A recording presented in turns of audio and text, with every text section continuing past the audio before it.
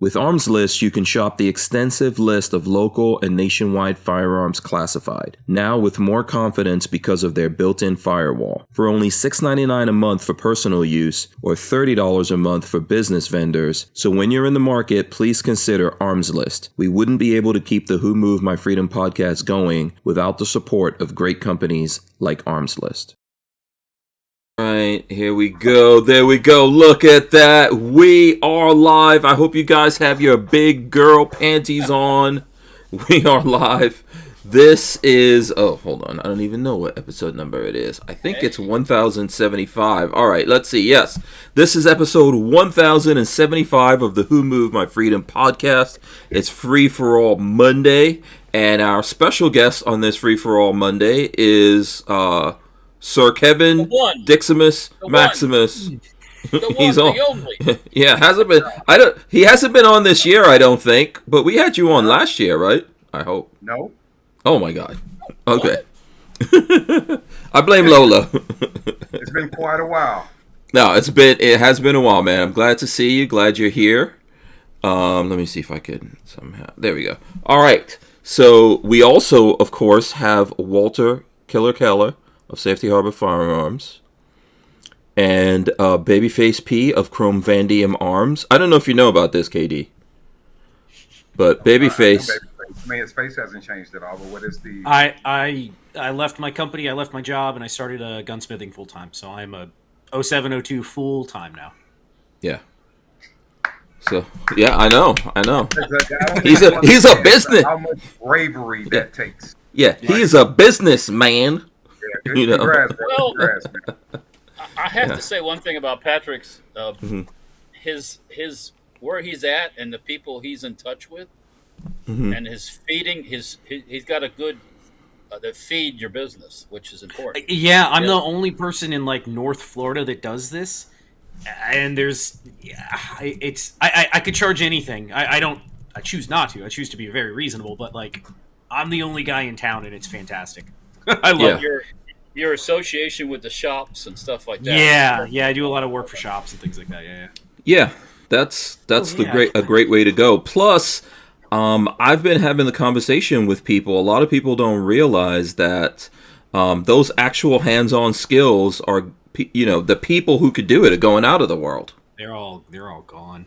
Yeah, so it's good to have someone in the craft of gunsmithery.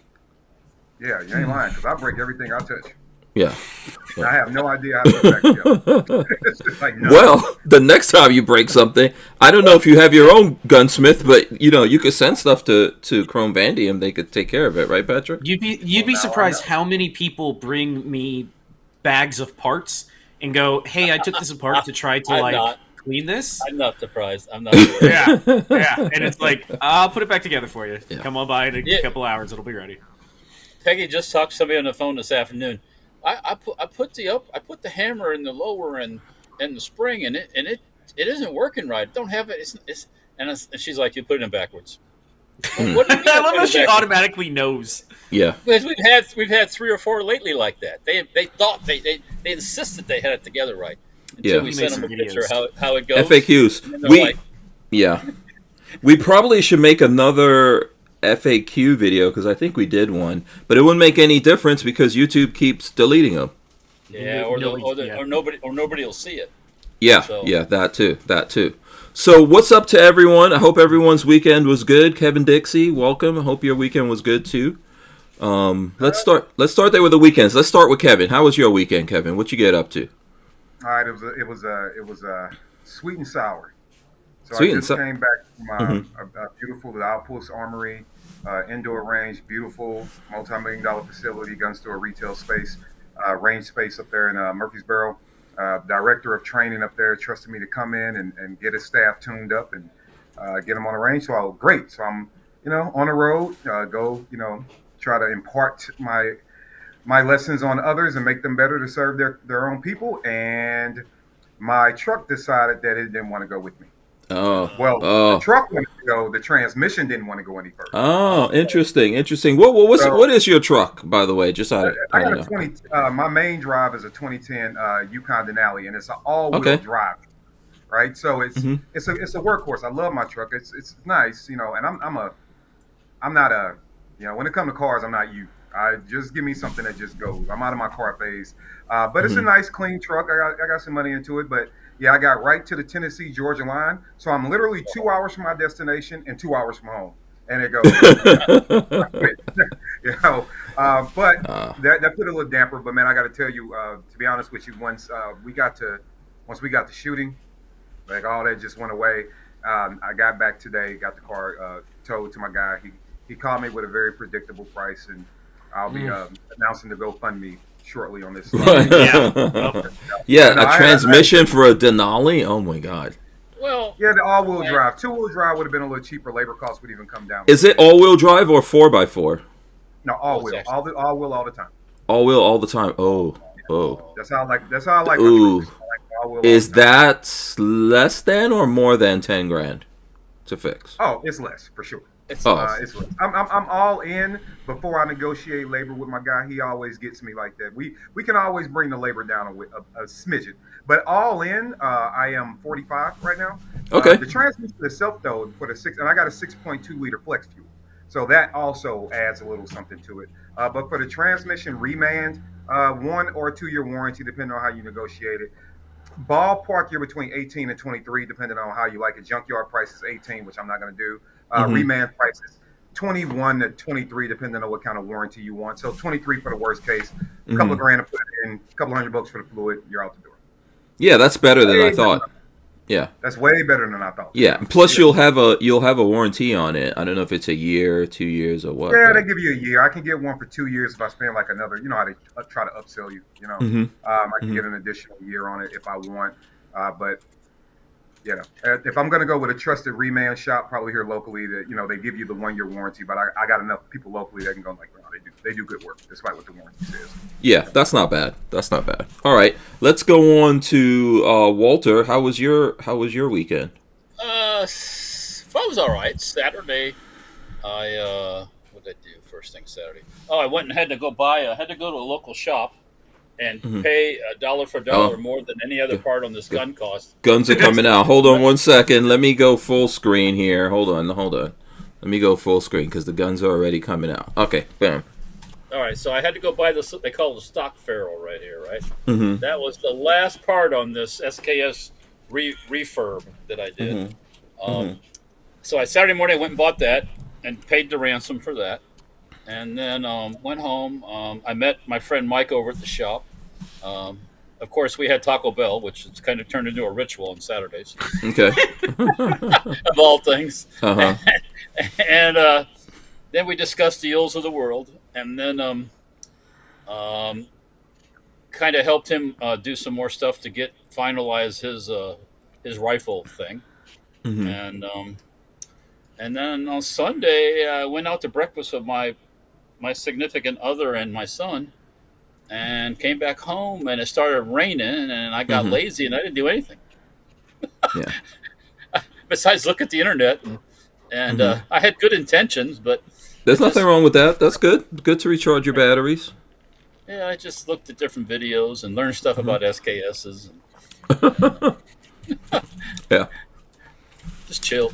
There's nothing wrong with that on a Sunday. What about you, Babyface P? What you get up to this weekend? I don't know that. I don't remember what we did. Marley. Oh, we just went. We had a ladies' day. I took Marley shopping. Oh, ladies. We went to. We got up. We had coffee. We went to Home Goods, and she bought Halloween stuff. And I think that's really all we did. Oh my god! Yeah. Dude, they got everything. They were in full swing for Halloween things. Yeah. So. Is the Home Goods you said? Home Goods. It's part of like Home Goods and what's the other brand? Michaels? No, not Michaels. Okay. TJ Maxx. TJ Maxx and Home Goods are like the same company, so it's all like discount home stuff that's been on the shelf too long. Okay. Oh, okay. Because there's a store that opened by us, and it's Home something too. I think a big place, but I heard if it's a Home Goods, you should go take a look because their stuff is very reasonably priced, and you can get lots of decor. So stuff that's a couple of years old. Yeah, usually it's been sitting on the shelf too long, but their Halloween stuff is always fantastic. So she likes for that. I think this place is going to be going under or closing or something. I don't know. That's what I don't think we did anything yesterday. We sat around a whole lot. Marley went to work. She came home from work. I worked on some guns. I mean, I sat and worked on guns. I built a. Well, we can talk about it later. Walt, I had a customer bring me a 45 ACP conversion unit for a black powder 44 cal revolver, which I've never worked on before. It was really cool. I had to stick it in the milling machine and mill and do some hand fitting, but it was pretty cool. I didn't know it existed. So that turns a black powder 44 cap and ball into 45 ACP cartridge. It's neat. Okay. But that didn't damage the value of what maybe it wasn't like a... he had a Pieta. It was a reproduction. It wasn't like a Colt or anything. Okay. All right. Cool. Let me... I forgot to do this, so let me show this because we always change the logo that we do here. So let me show off the logo. I see it's animated today. Yeah, right now it's it's looping on animated. We always change it in honor of whoever the guest is. So there we go. So am I the teddy bear? Am I the bear? Yes, you're the bear. Do you see the grumpy bear? Look at that. I figured I was the bear. Yep. Yeah. So of course that's Katie. I did. You know what, Kevin? I'm gonna probably get in trouble. Why are you laughing? That does look a little bit like Kevin, right? No. So I did. So honestly, guys, I did think to myself, what is the animal for Missouri, right? You're from Missouri. Correct. Yeah. So I looked up the state animal of Missouri, and it was a mule. And then I said, I'm super tempted to do a mule, but I don't know. We haven't had KD on it in a while. He might not appreciate that so much. So then I was like, okay, I'll just go with a bear. Yeah, I thought like Papa Bear, that kind of thing. So I was like, okay, I'm just gonna go with that. So there you go. The dog right there, that's Babyface P. Obviously, the eagle is Walt, and then the skull is me. Now they're kind of robots. I was trying to do Transformers. They're kind of robots. Do you guys see that? Do you see any? Mm-hmm. Yeah. Okay. What's up with the crescent wrench? Because the stupid AI would not let me put guns in there. I'll take a wrench. It'll it would not let me do it, man. I was mad about that, and I was trying, and it just would not. It was like, no, you can't put. Because sometimes I get away with it, and I'm able to put guns in there, but it wouldn't let me put any guns. So I was like, all right. I wanted to go with the robot thing. I thought that would be cool. That would be something different. So there you go. It's tough doing this, man. It takes me a few hours to work on all of this and putting the right prompts on that. I don't know who else does AI stuff. Katie, you doing AI at all? No, not a lot. No, not at all. Oh. I know I got to get hip to the game, but yeah, it's a pain in the butt to do the AI stuff. So there you go. All right, so let's see. I don't know if for the folks who are in the chat, shout out to everyone. I think I shouted out Jay Gruce, Cibolas is out there, Night Train is out there as well. Shout out to all you guys. If you have questions, let me know. Why is Walter saying how many miles he has on his Suburban? We're talking cars? Yeah. 236,000 on the original transmission. That's pretty good, yeah. How much you got on there? 236,000. On the original? Damn. Yeah, mine made it to 180. Okay. Yeah, I don't know how I've made it that far, but it has. So yeah, I don't abuse it, but early on when that thing was relatively new, it towed the Boy Scout trailer all kinds of places. It went to New Orleans multiple times, Knob Creek twice a year. Boom. So is yours 4x4 all-wheel drive? No, rear-wheel drive, right? Just two-wheel drive. Yeah. Oh, okay. Yeah.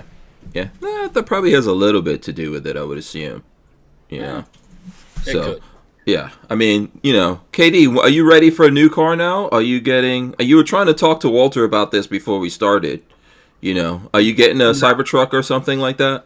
That's what I heard. I told you how hideous them damn things are. No, I was talking about that. I don't understand. No, they're ugly. They're ridiculous. And it's not even a real truck. What? It is a real truck. What is it? What is it that makes it a real or not real truck? What are the elements that you're saying? I'm loving. And minimum, it should be a recognizable brand that's known for making trucks. I don't know, Chevy, GMC brands all together. Hell, I'll even give you a Ford, Dodge. I'll give you a. So it has to be a recognizable.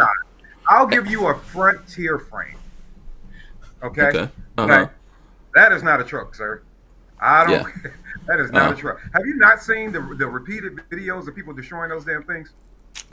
If you're talking about, what was the name of the dude, Whistling Diesel or something like that, that made his video for the views and did a bunch of fake shit? Sure, I've seen that. No, I'm talking about like they're trying to get into tow challenges with like standard 1500 series trucks. And they won? Yes, I've seen those, yes. Yeah, it'd be different if somebody bought like a 3500 series truck, or even a 2500 series truck with the right engine in it, and it was defeating. I'll be like, okay, that's unfair. That is a oddly shaped station wagon. Oh, it's not a station wagon. It is a pickup truck. It has a pickup bed. Ask, actually, Babyface P. Where are you defending me right here, Babyface P? You have used my truck as a pickup truck. It held a new Cerakote oven, perfect. So I can't talk too much shit. Yeah, exactly. Yeah, I noticed you being kind of quiet. Cans of Cerakote, huh? I can't talk shit. It worked. No, not cans of Cerakote. I'm trying to find where. When was that we did that? I can't remember. I'm loving this. I can't remember. 2-3 weeks ago. I think just go to Home Goods. You can't use it to go to Home Depot. Oh boy. So listen, right here I will show you. Hold on. Let's see. You took pics of it. You should have those. Do you see this picture over here? That is my Cybertruck with a big ass crate in it, Katie. Yeah. And there's a big ass oven. An oven. How much does an oven weigh? That's a person. What is an oven? Couple hundred pounds? I don't know. How much does it weigh, Patrick? Do you know what your I don't know. Maybe 200-300 pounds. Yeah. Listen, that is. Do you see this box with shipping labels on it? That's official right there. That's official. Katie. If you give another 20 pounds for the shipping material, that's basically a high calorie human. Did you ever put a big ass Cerakoting oven in your Denali? Yeah, actually, not a Cerakoting oven, but I can tell you for a fact, in the back of the Denali, I can carry a full-size wash machine and dryer because I've done it like 3 times. Okay, all right, good for you. Good for you. There you go. And that's the short bed boy. That's not even an XL. That's cute. I'm glad that he was able to call you to use your station wagon. That is very nice. I'm just saying, it's a very expensive, but it ain't a truck. It's a truck. It's a truck. It's a pickup truck. Look at that. Look at that. This is gonna go for an hour if we don't cut Hank off. Bam. Let's agree to disagree. That's in full pickup mode right there. Check that out.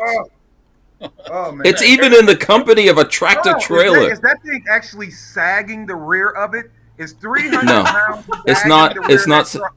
It's not sagging the rear. It's actually dropped all the way down to the ground. It does that. It's on air suspension. So I dropped it down as low as possible so that we could put that on there. And it self-adjusts. Babyface knows all of this. And listen, I got no dog in this fight. It ain't my vehicle. It works great to get that here, but... Yeah. I've driven it off-road, all that kind of stuff, you know. And by the way... Off-road? Like across like a football field? No, I've driven it. I drove it on an actual off-road course that has steep inclines, all that stuff. There's videos. I got videos out there. At what speed, sir? At what speed? When you go off-road, you don't go fast. You don't go fast going off-road. Basically like slowly climbing over hills. Did you get to an incline? You had to like gas it multiple times. I had a straight up hill to climb up that I climbed up with that thing. Like vertical? Yeah. Like damn near vertical? So also you're doing Jeep shit now. Yeah. This thing is badass, man. This is, and on top of that, you mentioned like Chevy, Ford, and all that kind of stuff. This is the most made in America pickup truck that exists. Oh, I'm not going to argue that. We all know the parts come from Mexico, Indonesia, and all that stuff. In other things. But this is the Cybertruck is the most made in America pickup truck, and also KD, the safest pickup truck that exists. The fuck it is. It is. It is. That's what some nerd Elon bribed and gave him a free pass on access. That's right? By whoever does all the safety tests of all the vehicles out there. That's on them. They said that. So you mean to tell me if I told you, Hank, I'm going to come at you at 65, no brakes, and a mid-sized SUV. It's almost impossible to flip. It's almost impossible to flip this Cybertruck. Not flipping it. I'm talking about just pure impact. We wouldn't be able to keep the Who Moved My Freedom podcast going without the support of great companies like Franklin Armory. Franklin Armory provides 100% U.S.-made firearms and awesome binary option triggers. Their focus and purpose is to provide freedom tools to all Americans, especially those in not-so-free states. So when you're in the market, please consider Franklin Armory. There's some people complaining. Cibola says you can't make KD a jackass. Laugh out loud. There you go. Yes. Anyway, safest pickup truck. Okay, most made in America pickup truck. It's one of the fastest because it's equivalent to about 850 horsepower. I'll give you speed. You know. And let me add one thing, the Mostas, because I got personal proof on this from a friend of mine. It's the most hated. It's the most hated truck in America. So this is what happens, KD. My friend, I run into another friend here locally that has a Cybertruck. The sons used to be in the Boy Scout troop and all that stuff. We're in the grocery store, and he goes, "Oh, I went on a trip with the truck." I said, "How'd it go?" I said, "Oh, it went fine." We stopped in Asheville, North Carolina, and he said it's bad. I'm like, "What do you mean, from the flood?" He goes, "No, I've never seen so many trannies in my life, and people were just flipping him off and yelling at him because he was in the Cybertruck, and doing all kinds of weird, stuff that you might get shot for. You might get shot for doing that stuff in Florida, but and he's never seen so much hate for something, and he said it was bad. I mean, but what happened was after the flood, all the leftists moved up the mountain where there were still places to live, and that's where the tourists hang out up in the mountains, I guess.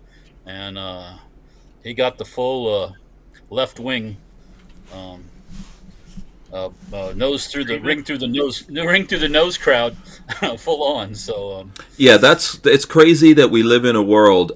This is the first time, I'm 53 years old, that we live in America where people hate you for what kind of car you drive.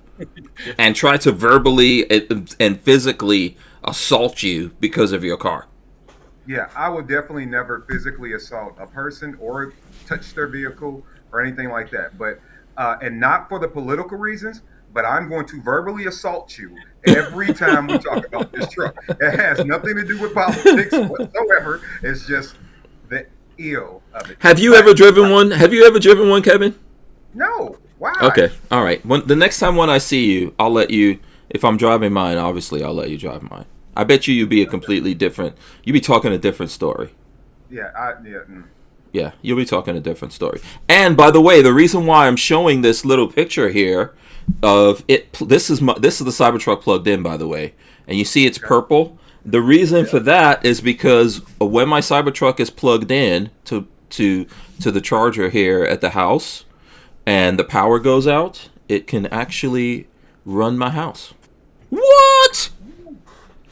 What? Yeah. So my Cybertruck is a prepper. Yeah, you can also go to Harbor Freight and get a generator. But, my Cybertruck's ready for the apocalypse. Your Cybertruck ain't ready for nothing. When are you gonna recharge if all the power grid is down? Your ass don't go. That's easy. I got solar panels. It's gonna take a long time. It might take a couple of months. But I got generators. I got generators too. But it'll take. The guy recently came out where his Cybertruck cut off on him and locked him in the car on the highway. That was fake. Okay. It was fake. Seriously. That video that guy was running is not the screen that would show up on the Cybertruck. He was actually just running a YouTube video to look like that. That's all. That's just someone, people fake. There's a lot of fake bullshit out there on the internet nowadays. That's one of the problems I think that's going on. We can't really believe everything that we see. No. Really? So, no. Obviously. I mean, you guys know that. So, yeah, that wasn't real. That wasn't real. The Cybertruck is Cybertruck is the trucks, what smart guns are the guns. No, I don't agree with that. I don't agree with that. It's an electronic thing that can't really do the job it's supposed to do. It can do it. It can do it. I've driven mine from here to California and back. I don't, I'm not sure. You can do that. That's what it was meant to do. What yeah, so here's something I will guarantee you will never happen in my Cybertruck. The transmission will never die or never fail on me. Do you know why? Never.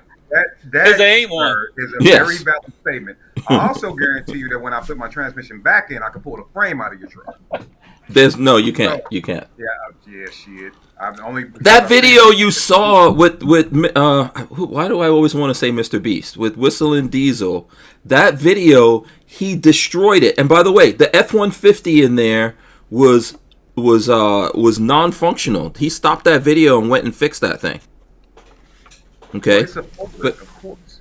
Yeah, so that's these guys are trying to show off guns like we're supposed to. By the way, we're tired of talking about Cybertrucks. Okay, you started the Cybertruck thing. Yeah, I'm like, all right. I mean, yeah, but I feel like I have clearly shown ways. Hey, bring the Audi back. No, the R8. Nah. Yeah. No. I'm over Audi. You know what killed me with Audi when they started doing commercials showing like bisexual people and stuff like that talking, which I don't care. You could be whatever you want. I don't care what people's things are, right? You could be transgender, bisexual, whatever you want. But when car companies start telling me that that's who they're making the cars for, I go, oh, then you're not making it for me. I'm out. So that kind of thing kind of like killed. I mean, I had 2 R8s. I enjoyed it, but So the squirrels. Yeah, the squirrels enjoyed my Cybertruck. They chewed through wires on there too. I hate squirrels. Don't bring it up. The squirrels actually made me shoot my damn door yesterday. You shot a hole in your door? Yeah. Lola was not happy. She saw it this morning. Because you don't know about this, KD, but I have like an integrally suppressed 22 rifle, and whenever I see the squirrels out in the front of my yard, I like creep up to the door and slowly open it. But there's like my door and then what is that called? Like the storm door? The screen door? Yeah, the screen door. So I lean out the screen door, but this, for whatever reason, we've seen gun guys shoot their trucks and all that kind of stuff like this. Mm-hmm. But for what, where your optic is not where your barrel. Nope. Is. It's height over bore. Yeah, so I'm like sneaking through the door, and I didn't want to make too much noise and like scare the squirrel, and I pull the trigger, and I hear bang, and I was like, what the hell happened? You shot the Cybertruck? Which car did you shoot? No, I shot the screen door. Let me see. Hold on. Okay, you shot. Okay, as long as you only shot the screen door. I shot the screen door, and my son heard that, and he came out. He's like, what the hell are you doing? You said first time you shot the car. No. We thought you said shot the car, yeah. No. I shot the screen door, and then he came out, he was making it, and I was like, I didn't want Lola to see it. So I was like, no, there's nothing going on. But when Lola was leaving for work this morning, she saw it. So there you go. That's a nice hole. That's a hand grip man. That's dangerous. Yeah, it is actually, yeah. So I was like, oh, okay. This is a sign. Now I've got to replace this door, but it probably needs, it's needed replacement. I'll tell you what, that little 22 round took a nice little chunk out of that metal. I'm telling you. Yeah, but it was probably point blank, so. Yeah. No doubt. Actually, I was lucky of the handguard. I can't reach it right from where I'm at, that gun, but the handguard is one of those handguards that comes all the way up, and then it's like a weird, let me see Lola, yes. Can you get me that 22? What 22? The one I use for squirrels.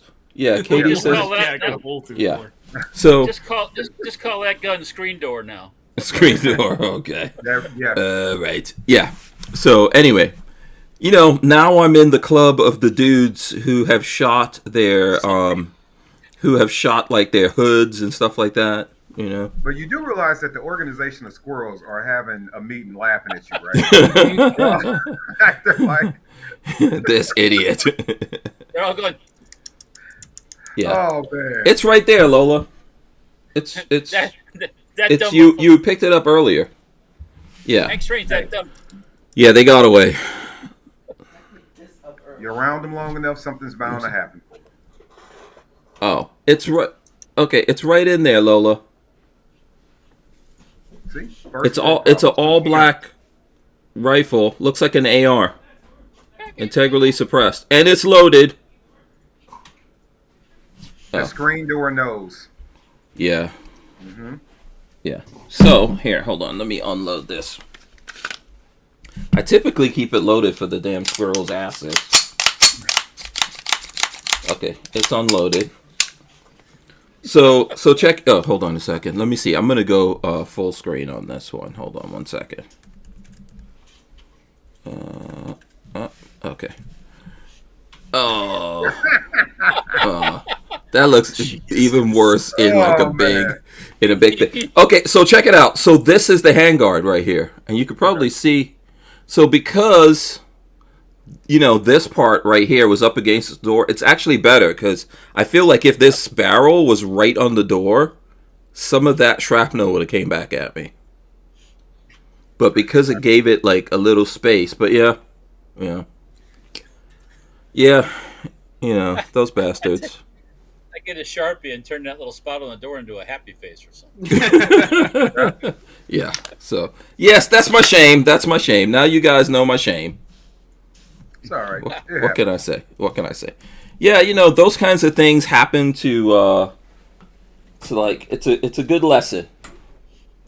You know, it's like a road sign along the road of life.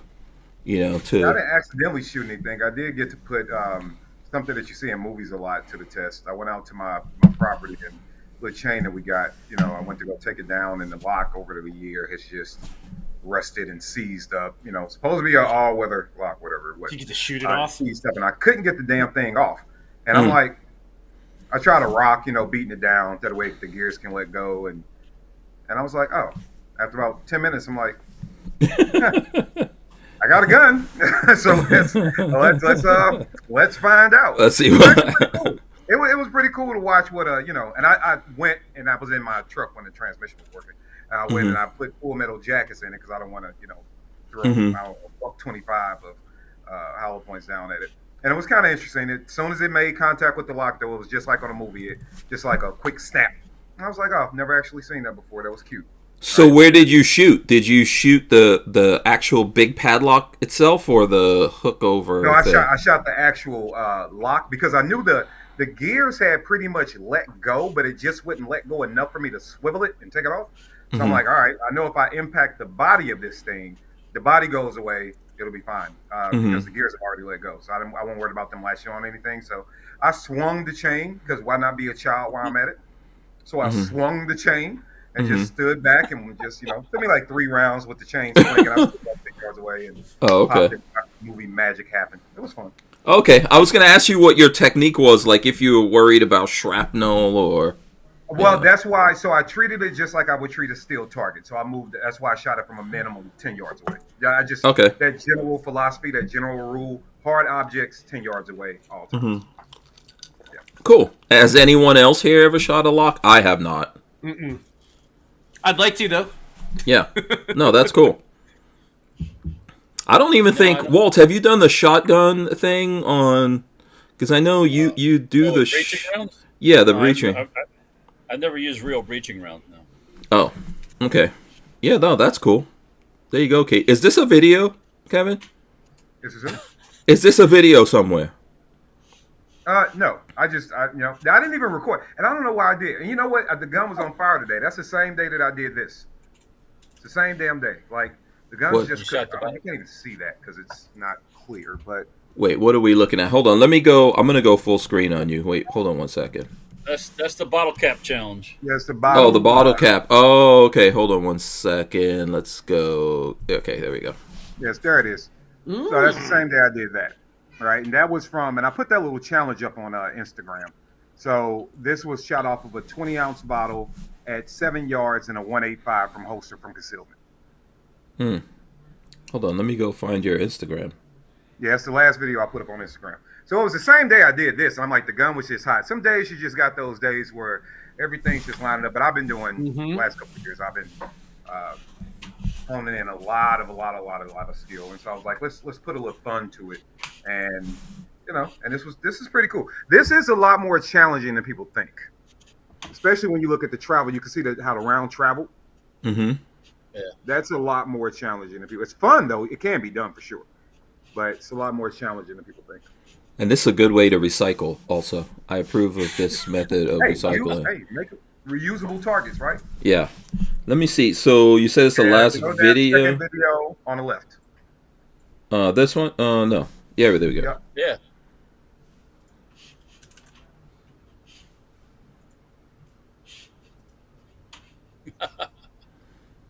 Then I'll show the time here. Oh, so you did a draw and everything? Oh boy. Yeah. Oh boy. Now this is all part of the challenge? You have to time your draw? Hell yeah. You seeing that, Joe? Joe's in the chat, man. You seeing that, Joe? You think you can do it still?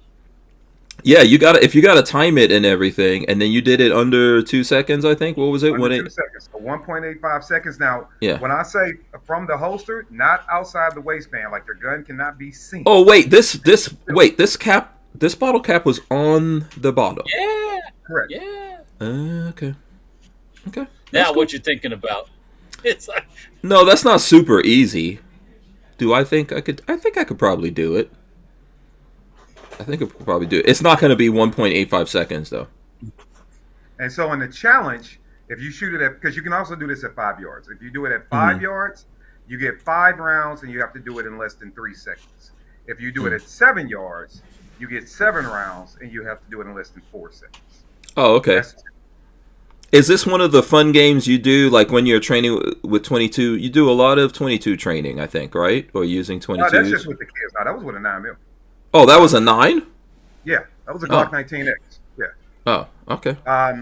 That's that kind of stuff. It goes with the month. So people have been yelling at me for years, like, yeah, we know you train people, but you don't ever show it. And I'm like, yeah, because are you ever really good at something? You don't want to argue with the internet about it. And that's just how it is, right? Like, so I decided that, we'll put out more stuff. So what I'm working on this month, like the tips that I'm going to put out for the public this month is one small tip. If you want to get better at shooting, we need to stop shooting at B28, B27 targets that are this big and saying it's good to go if it hits anywhere on the target, right? We have to learn how to start refining those areas. You can refine it on the target, right?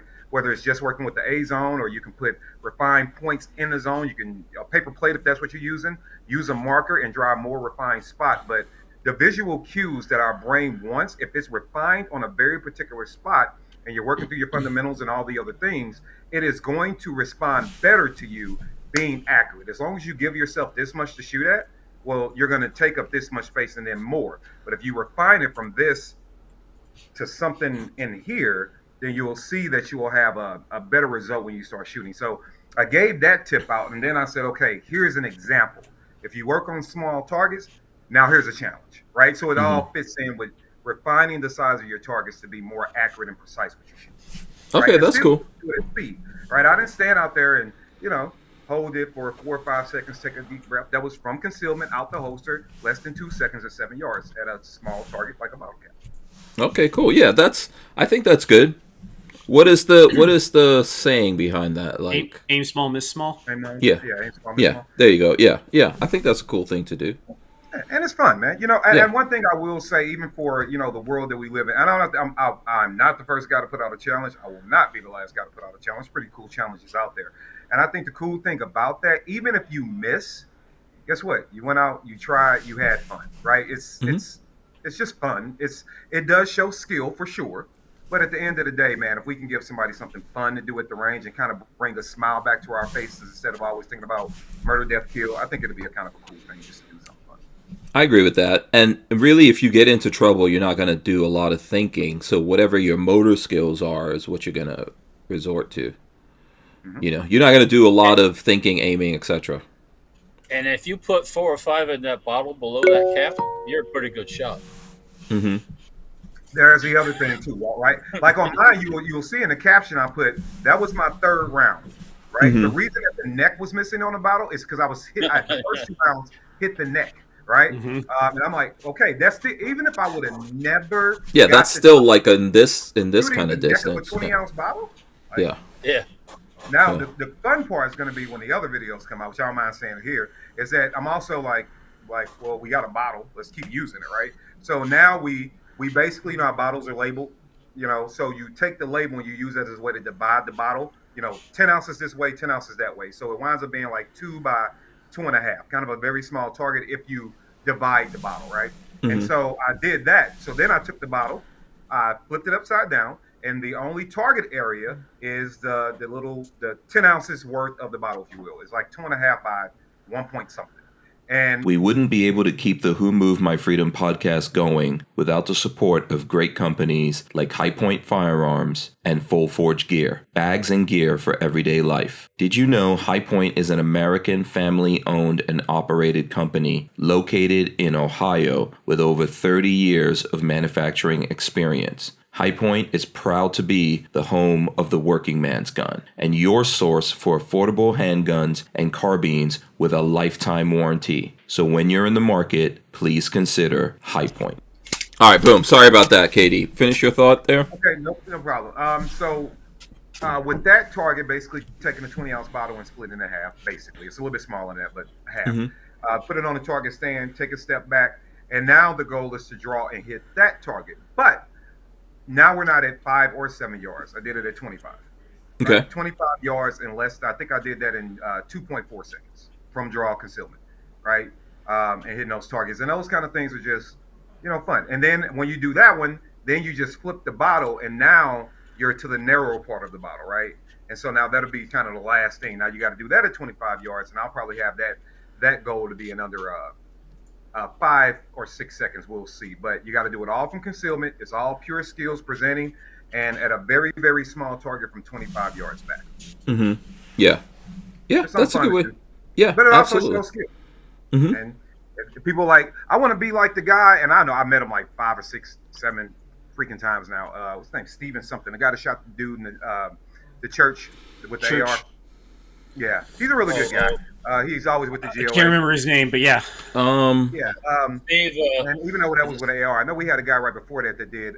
The one in Texas you're talking about, or? Well, yeah, because weren't there 2 in Texas? One guy used the 1911 and one guy used the AR.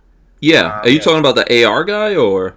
The AR guy, I'm using him as an example, but there was another guy that did across, and it wasn't this guy. It wasn't the guy that's with the GOA all the time. It's another guy that shot across, like, the pews at about. Oh, okay, yeah.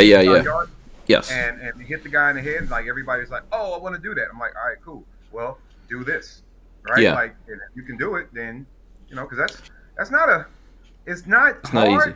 but under stress, it's not easy. Yeah. It ain't easy. Yeah. So, wasn't there a guy that did that in a mall also, in like a mall thing, like a mall shooting? He did the same thing, drew and shot at like 35 yards or something. It was a good shot. Yeah. Yeah, he did 40 yards, 10 rounds, 8 connected, 2 went into the structure. Okay. It was fantastic shooting. Yeah.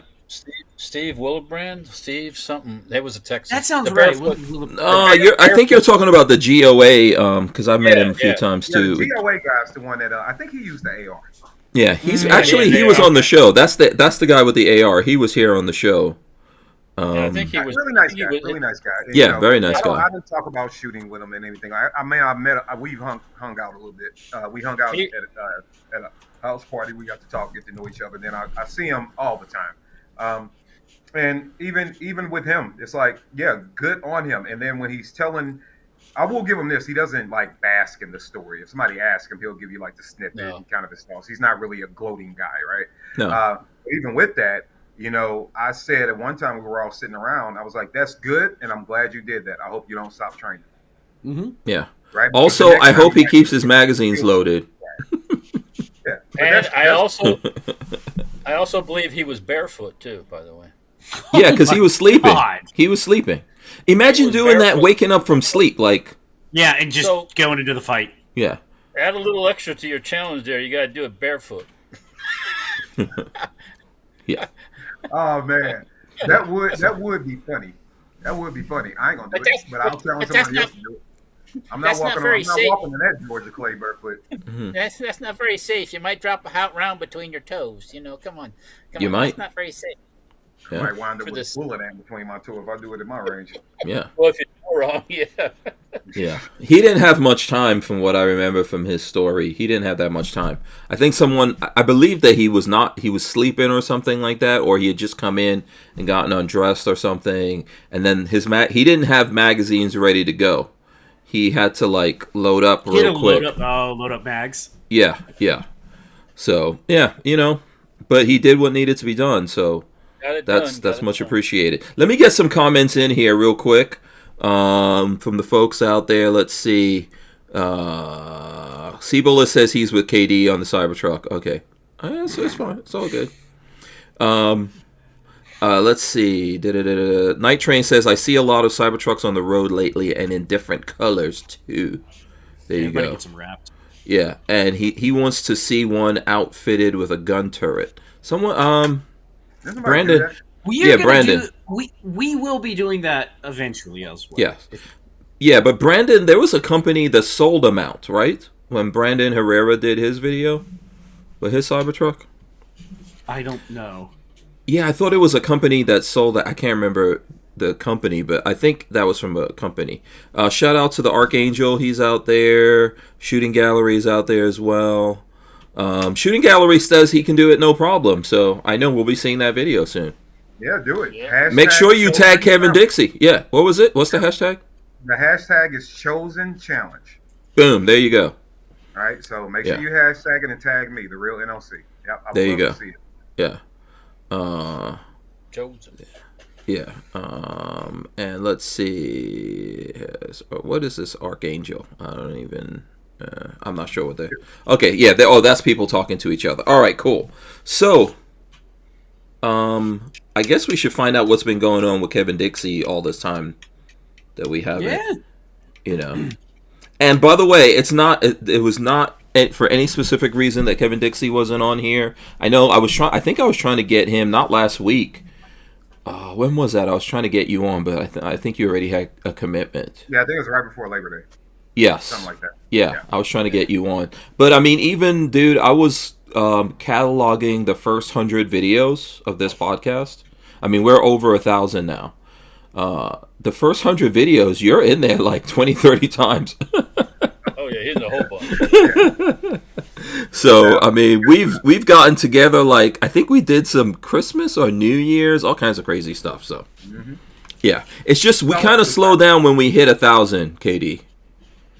And we only really do it on Monday and stuff like that. So I'm glad you were able to make this one. What have you been up to in all this time? Well, man, it's been a wild couple of years in a positive way. It's been challenging. I think we all face life challenges, so I'm not going to complain about that. But it's been good. Much like BabyFace, now what I do is full time. This is what I do all day, every day. That's why I gave him a round of applause, because the amount of courage it takes to do that is pretty. It is a lot, right? But this is what I do full time. We have, and that's the training, consulting, things like that. So travel, it's a down year for everybody, but travel is still pretty level comparative to what the year is bringing for the industry altogether. So enjoying that. My highlight, I have two, but I'm going to always put my son above anything. My highlight is that my son went active Army. Cool. That's awesome. Year, man. When he got out of boot, they sent him over to lucky mother. So I told him just be kind to everybody you meet and work hard, be the hardest worker in the room, giving him dad advice.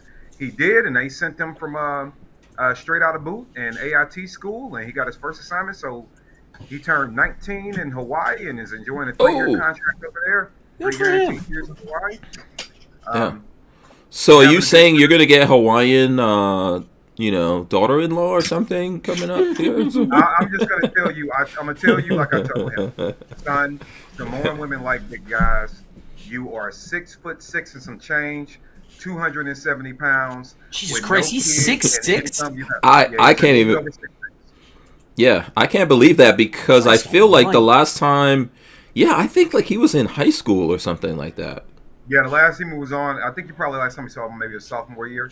So, right. You know what? I haven't been on since he did that. So, one thing that happened, I'll make that just a real quick story. So, the thing that made me super proud of him and like emotionally proud of him is what he did during he unfortunately encountered a school shooting at his what? Yeah. So he was. It was during a football game at the high school, and people started shooting at the football game. So they classified as a school shooting. But what made me proud of him is that when the chaos happened, he was able to actually be the adult in the room. Right when they all ran, groups ran. Obviously, the coaches made the kids run. I don't know why they ran mist of gunfire. 75 yards to a locker room, but they did. But they got in there, barricaded the doors, things like that. And one good example of how he was controlling the room is that one young man was crying, and he was trying to call his mom, who was in the audience, because he wanted to make sure his mom was okay. And he couldn't.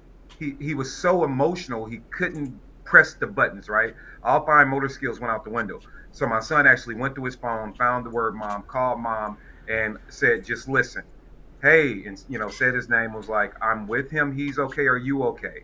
And she's like, "Yes, we're okay. We're in the car. Awesome. He said, "Okay, she's cool. You calm down." Then he went and called his own mom because my wife, my sister, and my niece, my nephew, and my daughter were all there at the game as well. I was in Tennessee training. So he actually told them where to park on the parking lot, how to remain calm, where to get low in the vehicle. He called her back and said, "Okay, at this point, this is when you can leave. Take this exit based off where the gunfire was at. I want you to go that direction." And he never, ever had any emotions to it until he saw me. Then he had an emotional response, right? It was just a level of maturity and manhood of him taking control of that and just trying to do what he could in chaos to even help one of his teammates, let alone take care of his mom and his aunt, and his sibling, and his cousins. So that was awesome. And then, so I knew right away, I was like, yeah, you and the military are going to get along just fine. So he then played football, had some good years there, lost a little bit of weight, wanted to go Air Force, wasn't getting the warm and fuzzies from the Air Force. They're a little snooty, little snooze.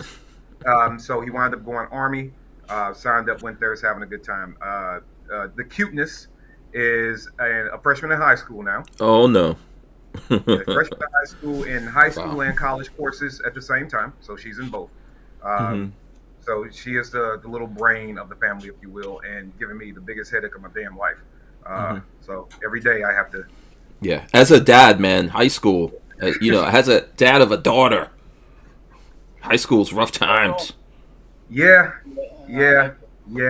It's fun. It's fun to listen to her at the same time. Like just before we started this, she had the nerve to stand here and tell me, "Oh, hey, Dad, there's some eye candy in my class." What you say to me?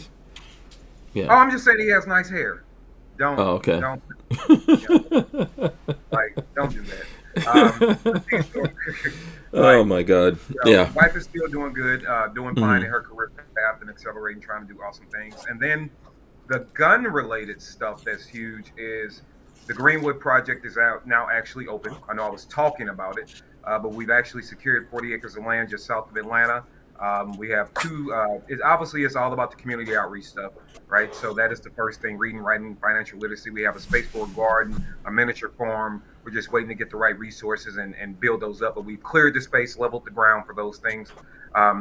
We've already done several classes out there. Had career days, like we've had. Fortunately, through some connections and some training, I even had all the stunt doubles from the Marvel movies came out and actually gave the kids a pathway in careers in Hollywood, right? Okay.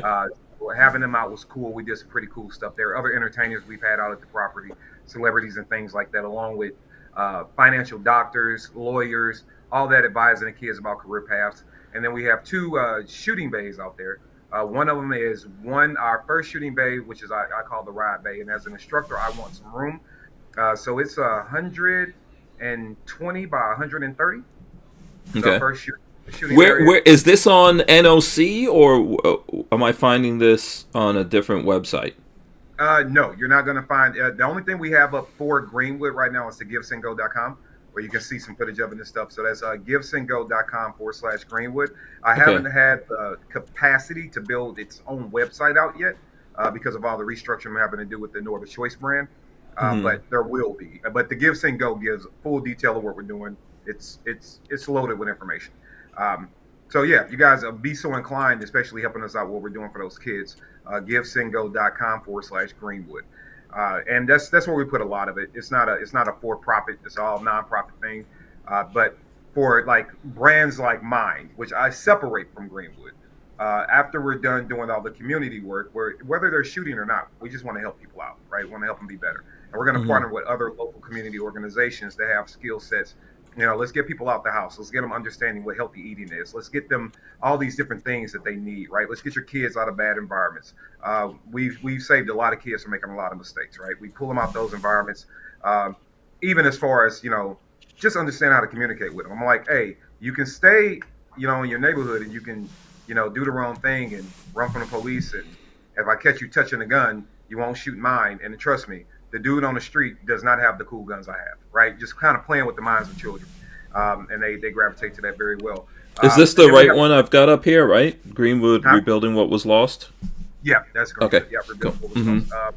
And so that's been fun, man. I'll tell you this. You want a headache? If anybody's ever looking for a headache, try to develop a shooting range. Yeah. It would give you all the headache. If you're doing it legally and trying to deal with all the permits, yeah, it's a freaking nightmare. No matter where you do it. I think in Florida it's a nightmare. I don't think do they give it's didn't Aries go through a bunch of stuff? The legal side of things was a pain in the ass. He went through a lot because the neighbors gave him hell. That's why he went through a lot. Yes. So for me, the way legally, I use shooting range as just a common term. For me, the shooting range is not. So we're not shooting. I own property. I use this private land to enrich people's lives. Okay. Part of that is sports. Part of that sport is shooting. Right? Like, so it's not specifically open to the public for shooting or memberships, etc. Right. In the correct way. And so we don't even allow the public unless you are there as a group working on something with a professional person that knows how to be safe and things like that. So in other words, you can't just be, oh, look at the baby. Yeah. Oh, I don't know if you're even here. Let me switch over. Let me go full screen. Have you ever met BabyFace's baby? I don't think so. Can you say hi? Hi. Oh, hi. Look at that. There you go. What's up, Cromie? Wave. Yeah, he's not. I don't think he's going to wave unless he sees his own face on this. Well, he sees the rest of it. There you go. He's seeing himself. Here, I'll put us up. There they are. There you go. All right. What's up? Hey. Yeah. There you go. Bye-bye. Bye-bye. Yeah, time's going so fast, man. Like, I can't believe your son is in the Army. The cuteness is in friggin' high school. I don't know. My whole head would be gray. See the beard, man? Have you noticed the change? Yeah, well, that's true. Yeah, you ain't got no hair on your head, so. Yeah, the beard is definitely man. But no, it's been a fun ride, man. Greenwood is a very emotional project for me. I'm going to be very transparent and honest, like I always am. Brother, one of the first things I did is I sat at the top of the berm. The berm is like 10 to 12 feet high at its peak. I sat on the top of the berm and just kind of overlooked the land, dude, and sat there for like 2 hours, and I couldn't stop crying. Right? It's just one of these beautiful things you start to see whenever your life goals start to kind of come together. Right? You start to see it. It's really emotional. And for me, I had to go back and do like some measuring, coming from where I come from and all the struggle and what the world told you were going to be. Like, the piece of property I own is bigger than the neighborhood I grew up in. Wow. What, Kevin, what county is that in? It's technically in Lamar County, Georgia. Okay. Okay. Yeah. Is that down in the Peachtree area? I think it's Peachtree. What is that? Peachtree. Peachtree is a little west of 75. So if you're like on Interstate 75 coming straight from the south of Atlanta, going down 75 south, you'll get to McDonough, Georgia. Right. Okay. Okay, and then when you cross to McDonough, Georgia, if you're familiar with that highway, you're running to it's Locust Grove. It's like a Tangiers outlet mall. One of the I know that area. Yeah. Eric used to be in that area. Right. Okay. Cool. Yeah. About 10 minutes past that. Oh, cool. Okay. Yeah. All right. That's where like the IV-88 thing has gone down there in the past. I don't think the last time they did it was in that area, but I know I've been. He's normally north. He was north of Atlanta, so it was like 2 hours north of the northern tip of Atlanta. Then he moved it, which it got canceled before it could actually go live. He moved it to Savannah, Georgia, which is close to you guys. It's like 4 hours south of here. Yeah. But they wind up sending out an email said they're pulling the event. They couldn't get the proper, I think, vendor support is what the email said. Yeah, that's unfortunate. Yeah, it's hard. That's a hard. I hope they can get it. I hope they can make it happen like next year or something like that. But it's what they do so far is like an event. I mean, you put on events yourself. Man, that's a lot of work to put on an event, and all the stuff that they do, and it needs the you need financial support from and other kinds of support from vendors in order to do that from the firearms industry, because it's not easy to do. It's not easy. It's not cheap. I don't think people understand how much goes into it, man. It's a lot to have it going on. But I know a break's coming up. Then I'll talk about the quick things we're trying to learn. We'll be right back. We got a couple of seconds here. Cybertrucks are awesome. Get yourself Cybertruck. We wouldn't be able to keep the Who Moved My Freedom podcast going without the support of manufacturers like Safety Harbor Firearms. SHF is a quintessential family-owned small business, totally representative of the American dream. Safety Harbor Firearms is a Florida-based manufacturer of the compact entry stock and the SHTF 50 upper for an AR-15 lower. Also, SHF happily delivers on your Sten gun parts needs. So don't forget to check out stenparts.com and safetyharborfirearms.com. All right. And then, so the last thing, speaking of events, is that we wrapped up year 6 of Training Learn. So Training Learn is still good and strong. I am fortunate and blessed to say that, sold out year over year. And we've moved it to Atlanta now for obvious reasons. We moved it down to Atlanta, so it will be here May of 2026. It's already on northerchoice.com, so it's already up there. But it's big, man. We brought in a lot of good people with a ton of information to help the Second Amendment community be better at the art of business and grow and even survive this slump that we're in. We had a lot of conversations about that. So I'm blessed to be in a position to help, and I'm glad Train and Learn has continued to help do its part to strengthen and educate the Second Amendment community. So you can find out more about that at northerchoice.com/Train and Learn. You can read all about what it is. You just have to be in the business of what we do, some way, somehow, something. Let me. Hey, don't you go there and not put in your email address. Wait, hold on. So, here you go. Train and Learn. I'm trying to go right to Train and Learn. Huh? I'm trying to go right to Train and Learn. Yeah, sure you are. You already have my email address. Come on now. Oh, I know. I'm going to add you to the list without your permission, too. Okay, that's fine. That's fine. How about that? I hereby bequeath my permission to you. Okay, cool. I don't know if Walter or Patrick have any questions on that. There's probably a bunch of stuff we haven't talked in a while. Do you guys want to talk? Well, actually, here, let me get some comments from people real quick. But we can also talk about stuff going on, because there's a lot of stuff going on. We did take Labor Day off. So let me see. Jay Grew wants to know if Kevin still makes those awesome pistols.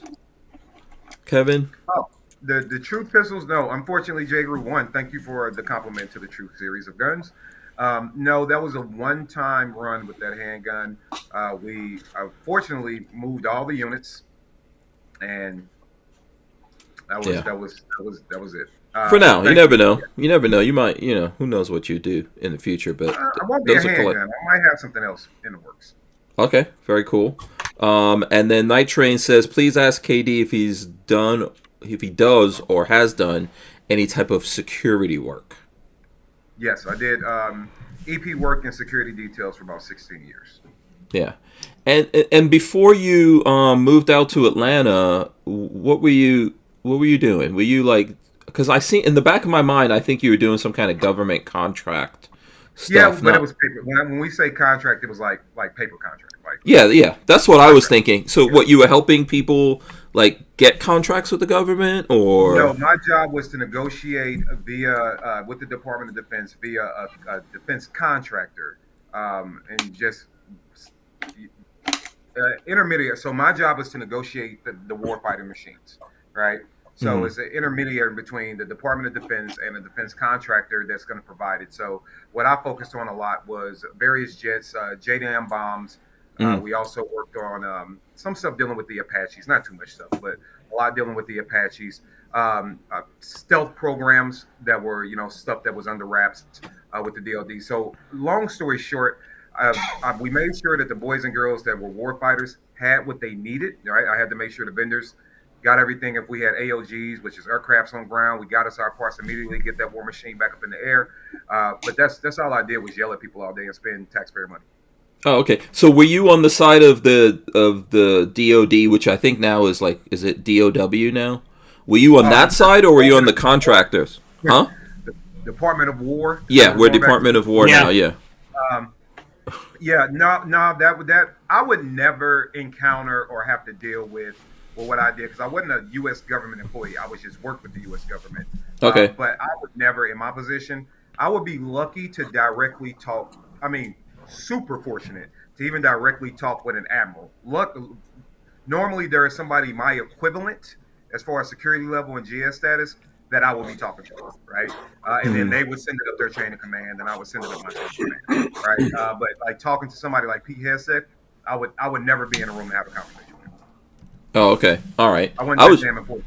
Yeah, I was just wondering, what if we develop some, for example, just as an example, this is a what if. Let's say we developed ass missiles, okay, and we want to sell ass missiles to the government. Can you help us out, KD? Do you have some? I do give consulting advice to people that are looking to do RFQs and RFPs for government contracts. I can get you, because it's a lot of paperwork. I mean, no, I'm not even kidding. That's a lot of paperwork to do, right? It is. It's not. And then you got jerks like me that are sitting on the other end of it. Once you get past the machine, which is the computer, so I literally mean machine.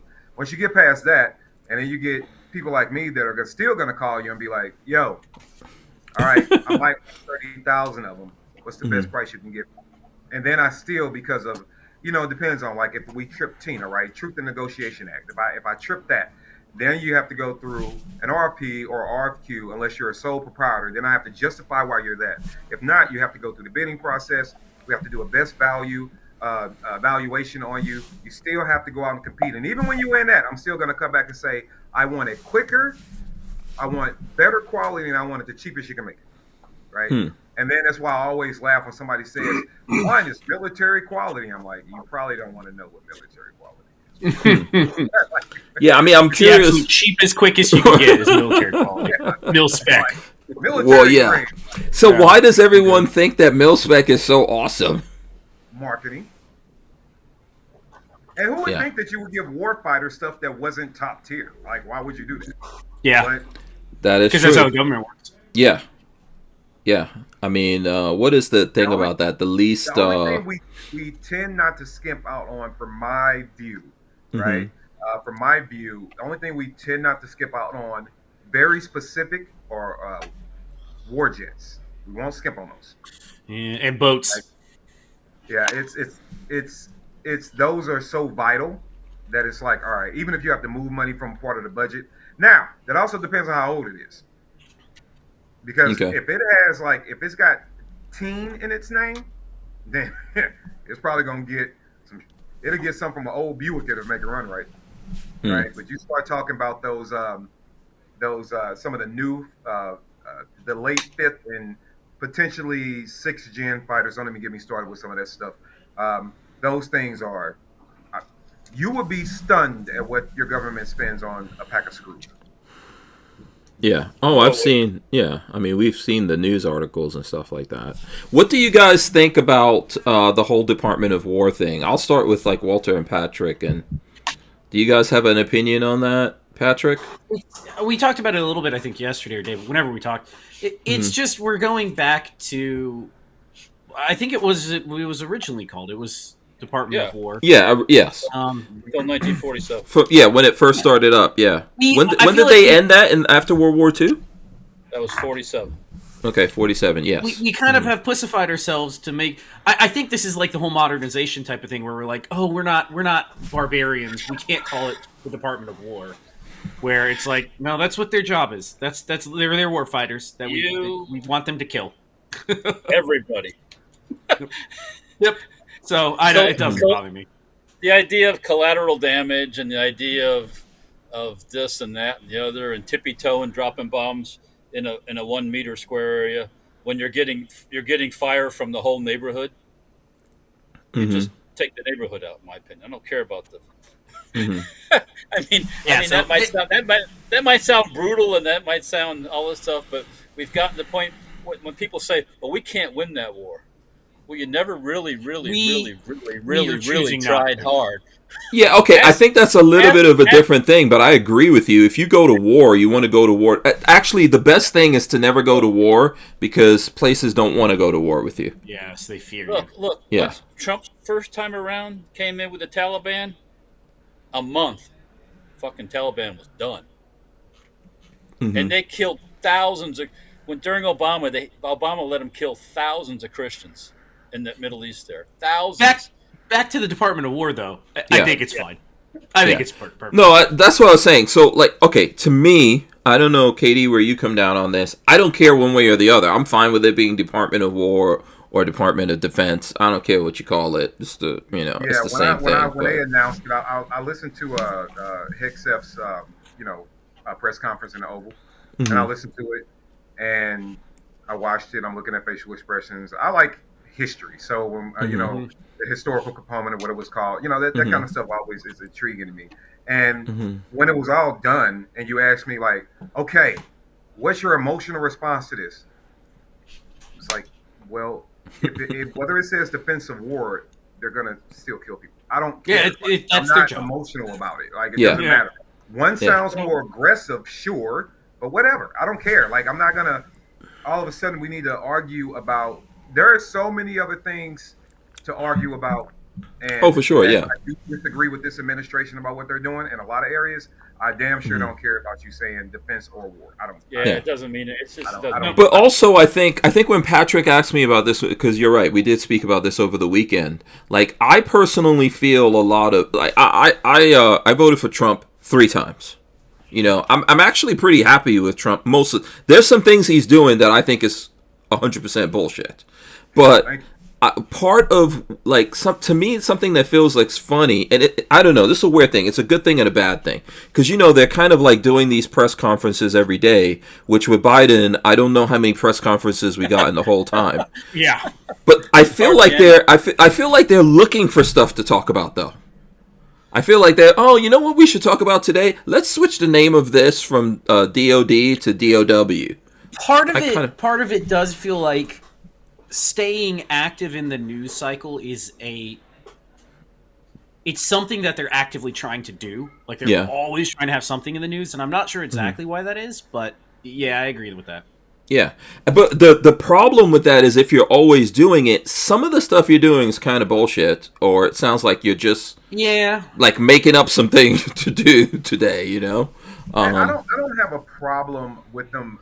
It's at this point we've all lived through enough political cycles in our lifetimes, right? They're going to use the machines they have in front of them to influence, stay in our ears, stay in our vision, keep us talking, going back and forth, whatever tool they have of the day. Here's what I find interesting: how easily people are distracted, and with this administration in particular. And look, like I say, I don't have a left or right side. I am about what's best for this country. Period. Right? And so when I look at some of the stuff he's doing. It's like, cool, I could care less about you changing the name, dude. Change the name all you want. Like, Department of Bombs, whatever. You're going to do the same damn job. I don't care. Right?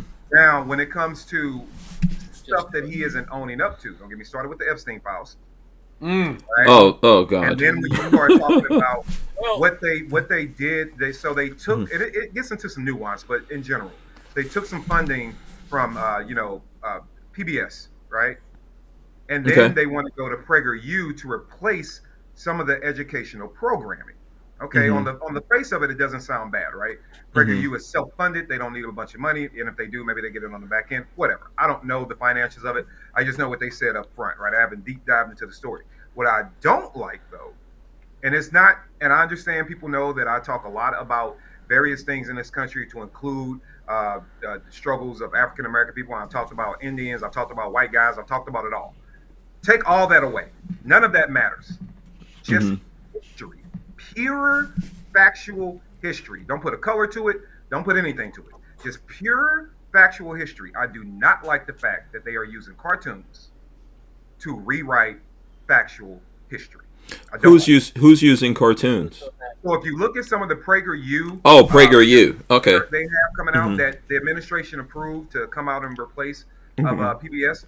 I haven't looked into any of that yet. Yeah, Christopher Columbus.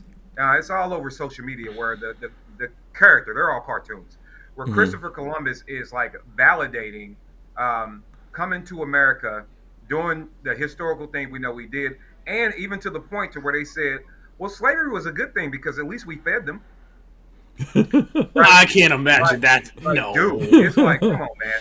And like, I'm not even into Christopher Columbus. I know people are, and I don't care if people are. It's all good to me. But I don't think that much of Christopher Columbus. He's a bit of a terrorist asshole who didn't discover shit. Well, let's just be honest about history, man. It's not. Right. It's just factual history, right? But I don't like rewriting it. Like if you're thinking like PBS is trying to influence the kids with all the different sexual orientation stuff and all that, and you want to get rid of that, and it's your money, it's taxpayers' money, it's our money, but you don't want to divert the money to them anymore, right? For programming you disagree with, fine, I'm okay. Yeah, but history should be history. Yeah, but history should be history, right? Yeah, but don't replace it with something that's just as bad, right? If I want to have a conversation with history about you, I am going to be as factual and straightforward as I can be. I don't like us rewriting history. And what I think it does for the administration overall, and I'm very non-emotional about it, but one of the stereotypes is, and I'm pretty sure most of us will agree or disagree, but one of the stereotypes is it's, white supremacist administration, right? With some of the things that have been said behind and in front of camera and all that. You mean that Trump is a white supremacist administration? Huh? The administration overall is about white supremacy. I'm just talking about the stereotype that's out there, right? Okay. You don't help defeat that image by using a cartoon to rewrite history. And that's what you want to push the kids. It's like, if you're going to tell it, I just ask that you tell it rightfully. And then you couple that with what they're doing in the Smithsonian. And I get it. The people in the Smith were going a little too far left, if you will. I get it. All right. We got to have some balance to things. Okay, but the balance should always be the truth. Yeah. Right? You don't get to hide history. Tell the truth. When people were getting upset because he started renaming the Army bases, back after, Confederate generals, I'm like, guys, if that person, I get why you're upset, but if that person factually existed and this used to be the factual name, I can disagree with it all I want, but it's history. Yeah, it's the same thing with the statues. Whether I like whoever those statues were or I don't like them, tearing down a statue erases it from history. Leave the statue there. Let people ask questions about it, and yes, let the information be whatever the information is when we look at it. But why get rid of history? That was the history. You know what I'm saying? And part of the history of America is slavery, but that's the history of the world. And I don't think there's anything wrong with having a discussion about what America's role was in it, but it's the history of the world, for sure. Right? As long as you are having a historically accurate conversation, I have been through far too much to get emotional about it, but you have to be honest. But America in general, and I think this is just an American concept, and I say this all the time, I think I love my country, flat out do. But I'll also, when you love somebody, you tell the truth too, right? You love your kid, you tell them, your breath stinks. It is what it is, right? Still love them. And one thing that America is bad with when it comes to just that component, even the conversation around slavery, for whatever reason you're having it, even when it comes to that component of the conversation, yeah, we will say things like all over the world, great, and then we're dismissive about it because we played a part in it. But people in America will still get teary-eyed over the Holocaust because we were the superhero in that story, the villain in this one, the superhero in that one. And so, but we don't talk about, I've never heard somebody say, hey, Jewish people, don't talk about the Holocaust. There were genocides all over the world, right? And it's because of the way that we view ourselves in the story. So I'm not asking anybody not to state a factual thing, because if you say, hey, there on every continent on this planet, there has been a form of indentured servitude or slavery. You were speaking facts. Yeah, there's still places where that still exists. Yeah. You were speaking, you were speaking facts. So whatever conversation we're having, we're just having a factual conversation, right? Exchanging ideas, talking about it.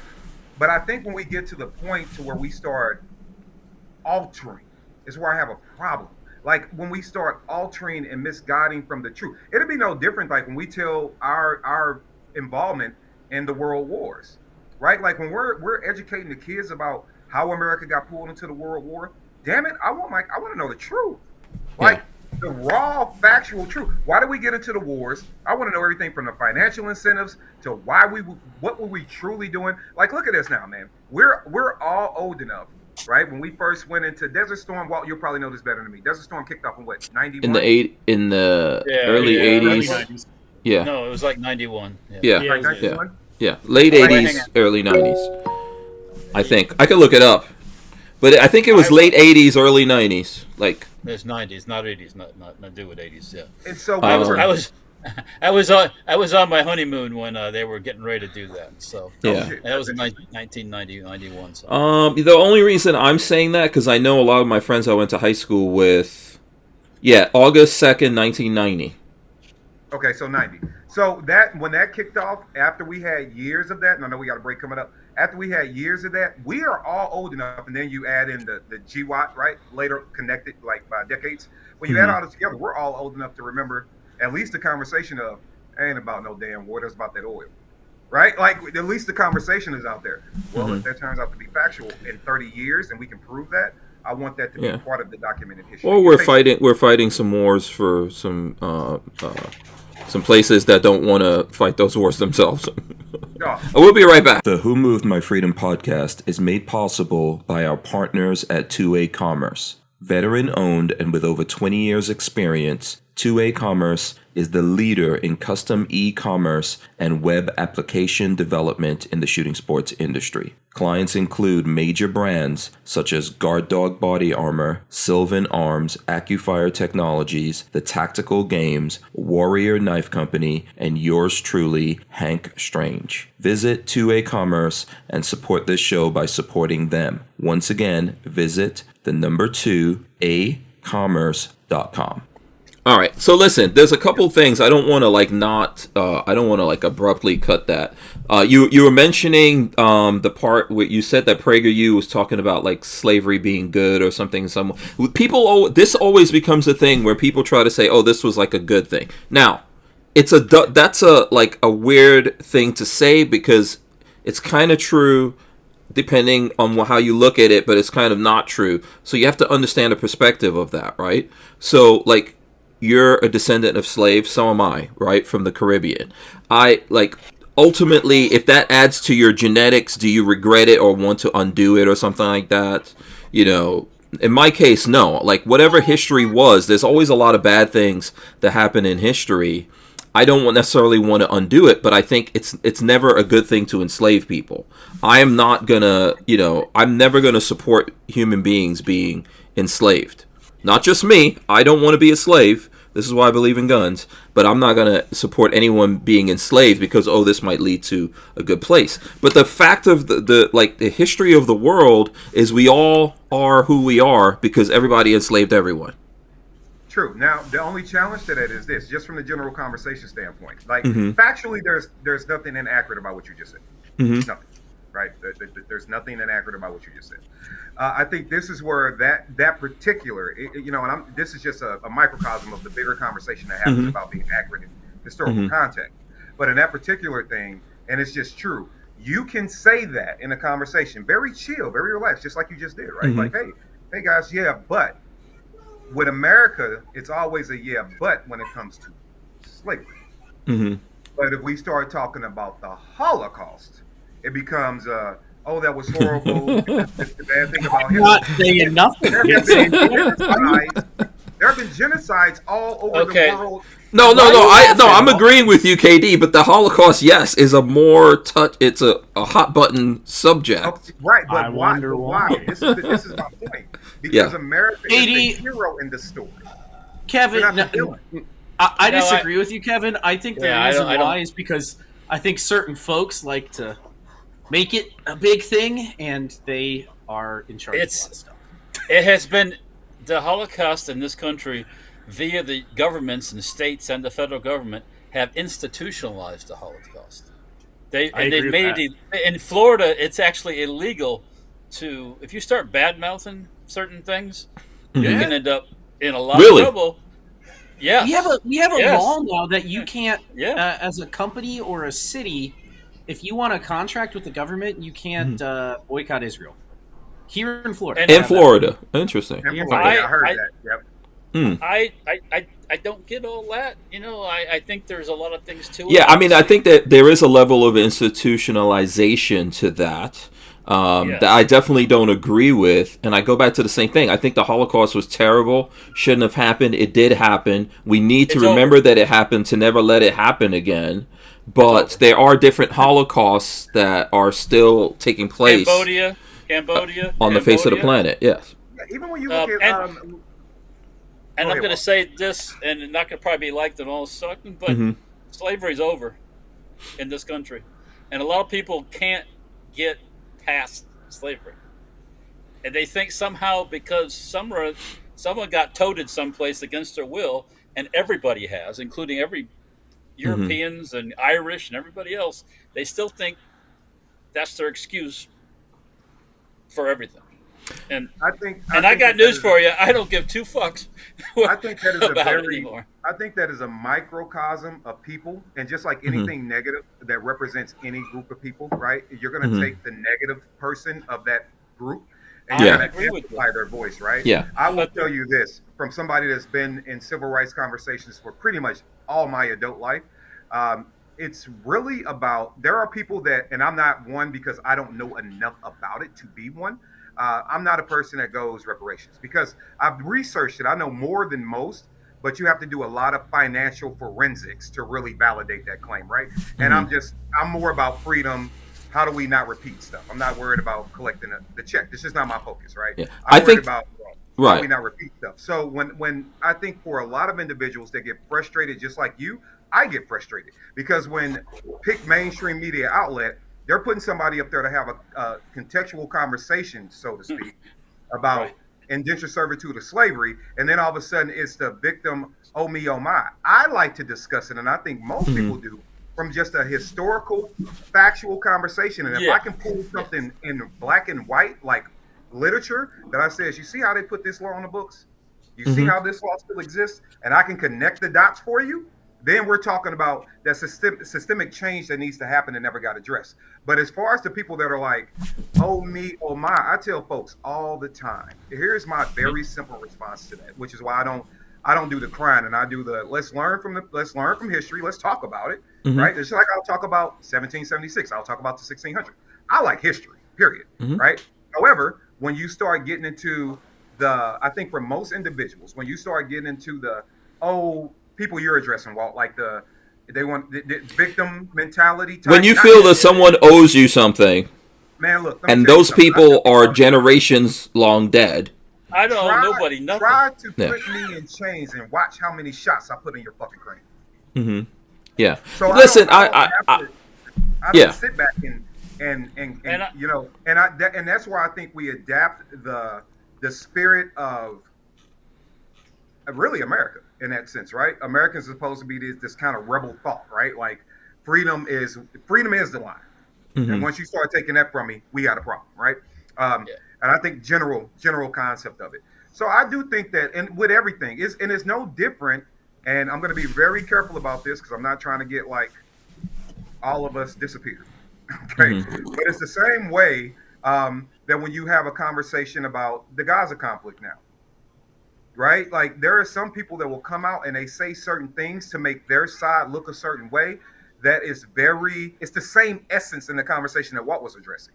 At its core, it's active and current, yes, because we know one thing is over, one thing might be currently happening. But those people put out an essence of conversation that also taps into what you would consider, hey, we need this because we are the victims. We need that because, hey, we are the victims.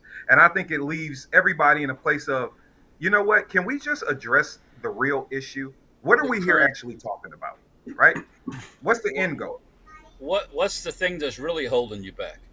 That's is it your attitude that somebody owes you something that's holding you back? Why don't you just get past that and go forward instead of sitting there and that just? But there's a money machine that runs with this past too. So yeah, I think there's machines in lots of different ways, and I think we ignore a lot of times there's different machines here. So for example, in all these different things, there's machines stoking us in America in different directions, and it's not coming from America. So in some cases you have Russians are pushing certain things over here. Yeah, the Chinese are pushing certain things over here. One of the things that's real weird to me that I see is that there's a lot of SEO around what is it, black fatigue? You could tell me if I'm black fatigue. Yeah, that to me is some of the most annoying shit in the world. Now, for sure, I'm a black dude, and I know there's some ghetto-ass black people. But just going back to what you said, I don't think everyone's not the same, and we're not monolithic. And we would definitely not move forward in America if every black person was stuck on slavery, right? So we would not be moving forward. This would be all-out anarchy. So I don't think everyone's going in that direction. But it's the same, to me, a very similar thing with the whole black fatigue thing. For sure, there's some ghetto-ass black people doing things, but I feel like there's people pushing that particular narrative, and then there's other people who are picking it up like, yeah, I'm sick and tired of these black people. Who do you think those people are, Hank? That are pushing that. Huh? There are black people that are pushing the black fatigue thing too, because for sure, it gets them numbers. Yeah. Yes. 100%. But that grip, and they'll call themselves black conservatives, which I think does a horrible thing for the conservative movement. Right? If you're going to call yourself a black conservative, first of all, conservatives are supposed to be the party that say they don't see color and they value people for who they are. So why the hell are you putting a qualifier in front of the fact that you're a conservative? That's one. You shouldn't be doing that. Well, that's like calling yourself a black American. Are you just American? Come on. And to a degree, and I would agree with that. And I love having that discussion too. African American, no, I think Black American is not so bad. African American is the kind of kicker for me. I don't consider myself African. Even in that, you have people that now are identifying as FBAs, right? Foundational Black Americans. So, oh my God, I never even heard of that. I've never heard that one. Their family lineage is from America, right? So there are all kind of people that identify as all kind of things. I will tell people I am proud of my heritage. I am proud to be a black man, and I will always stand upon it. Always, yeah, there's nothing wrong with that. Everybody should be proud of who they are. I tell people that when I go to, let's say I go to Australia, right? When I'm in Australia, it's not that I'm black now, it's that I'm proud to be an American. Right? So it all depends on where I'm at. If I go to Russia, same thing. If I go to China, same thing. It's American, right? It's if you like me or hate me, it ain't because of the color of my skin at that point. It's probably because of the way that I talk. Yeah. Right. But at the same time, there's nothing wrong with people being like American of black heritage or even of slavery heritage here in America. Just like there's nothing wrong with someone being proud of being their Italian heritage or their Jewish heritage or Scottish or anything like that. Because forgive me if I'm incorrect. You're Polish, correct? There's some of that. There's some Ukrainian. Bit of Russian. My father was born in Ukraine, so yeah. Okay. Right, and my mother's bunch came from Europe. I mean England and all that area over there. So yeah. And I would say that those, and that's what I mean. And so this is what I like. Even these kind of conversations. This is why I tell people, like, this is what the machine is scared of. Like, if we're all exchanging ideas, even while BabyFace both said, "Hey, I disagree with you," I didn't start yelling. Now, if this was mainstream media or a big YouTube stream, guess what? None of us ever agree with each other 100% on anything. Did I disagree? I don't remember what did I disagree on. Right, and I don't think most people are actually like that. I think they highlight the individuals that are, because then it adds like this amplification, unneeded amplification to the conversation. So for me, I think every single human being, you don't have to be proud of like everything your family, your individual family, right? You might really hate that you got a couple of drunk uncles. You might hate that, you know, a couple of generations ago, they squandered some family assets, right? You might hate to find out that granddad actually stole the deed to the farm that you guys got because Mr. William got drunk and he forced him to sign it without his knowledge or whatever, right? You might find out things about your family you're not happy with, but you still love your family. And you're still proud to be from that family in many cases. So for me, it's dual. I am extremely proud to be who I am, to look how I look, and I will have those conversations against anybody that wants to deprive me of the freedom to say so. But at the same time, if Walt says I'm proud of my heritage and where my family's comes from, instead of me being offended by that, I'm going to ask him, if we got the time, where you from? Yeah. Like, I really want to know, like, what you guys do. Like, I think that's what makes us interesting, that we're not all the same. Human beings cool. Like, I had a conversation with one guy after a gun class one time, and he's a big dude, like a really big, like, stout white guy. And I'm like, man, and I just looked at him, I said, what are you? Because he just looked in. Were you thinking to yourself, where do they make big white dudes like this? Yeah, where are you from? In the country. Like, corn-fed. If you trace my family history back, 5 or 6 generations, we are all like legit like Nordic Vikings. Okay. Yeah, that'll do like, it. You're a damn Viking? And I was so interested. Like, I'm like, and I started asking him, like, so are the shows accurate? Right? I just wanted to know. Right? Yeah, so like he would actually know something about that. All those, a lot of interesting things. Even getting into some conversations, man. I was having a conversation with an Italian buddy of mine, right? And we were cracking some jokes. And, you know, when cameras go off, you might crack some, you know, rather insensitive but funny to you jokes, right? While you're with your boys, right? And he said to me, and I didn't know this, he was like, do you know why your nose is round? I was like, first of all, let me get my phone out and look at my damn nose, because now I'm conscious about my nose being round, right? I'm like, no, why? He's like, well, and he started going into, you know, the genetics of, you know, people from the continent of Africa, how we had to take in dense air and all the different things we have to filter that are in the environment, right? And he's like, well, do you know why my nose is pointy?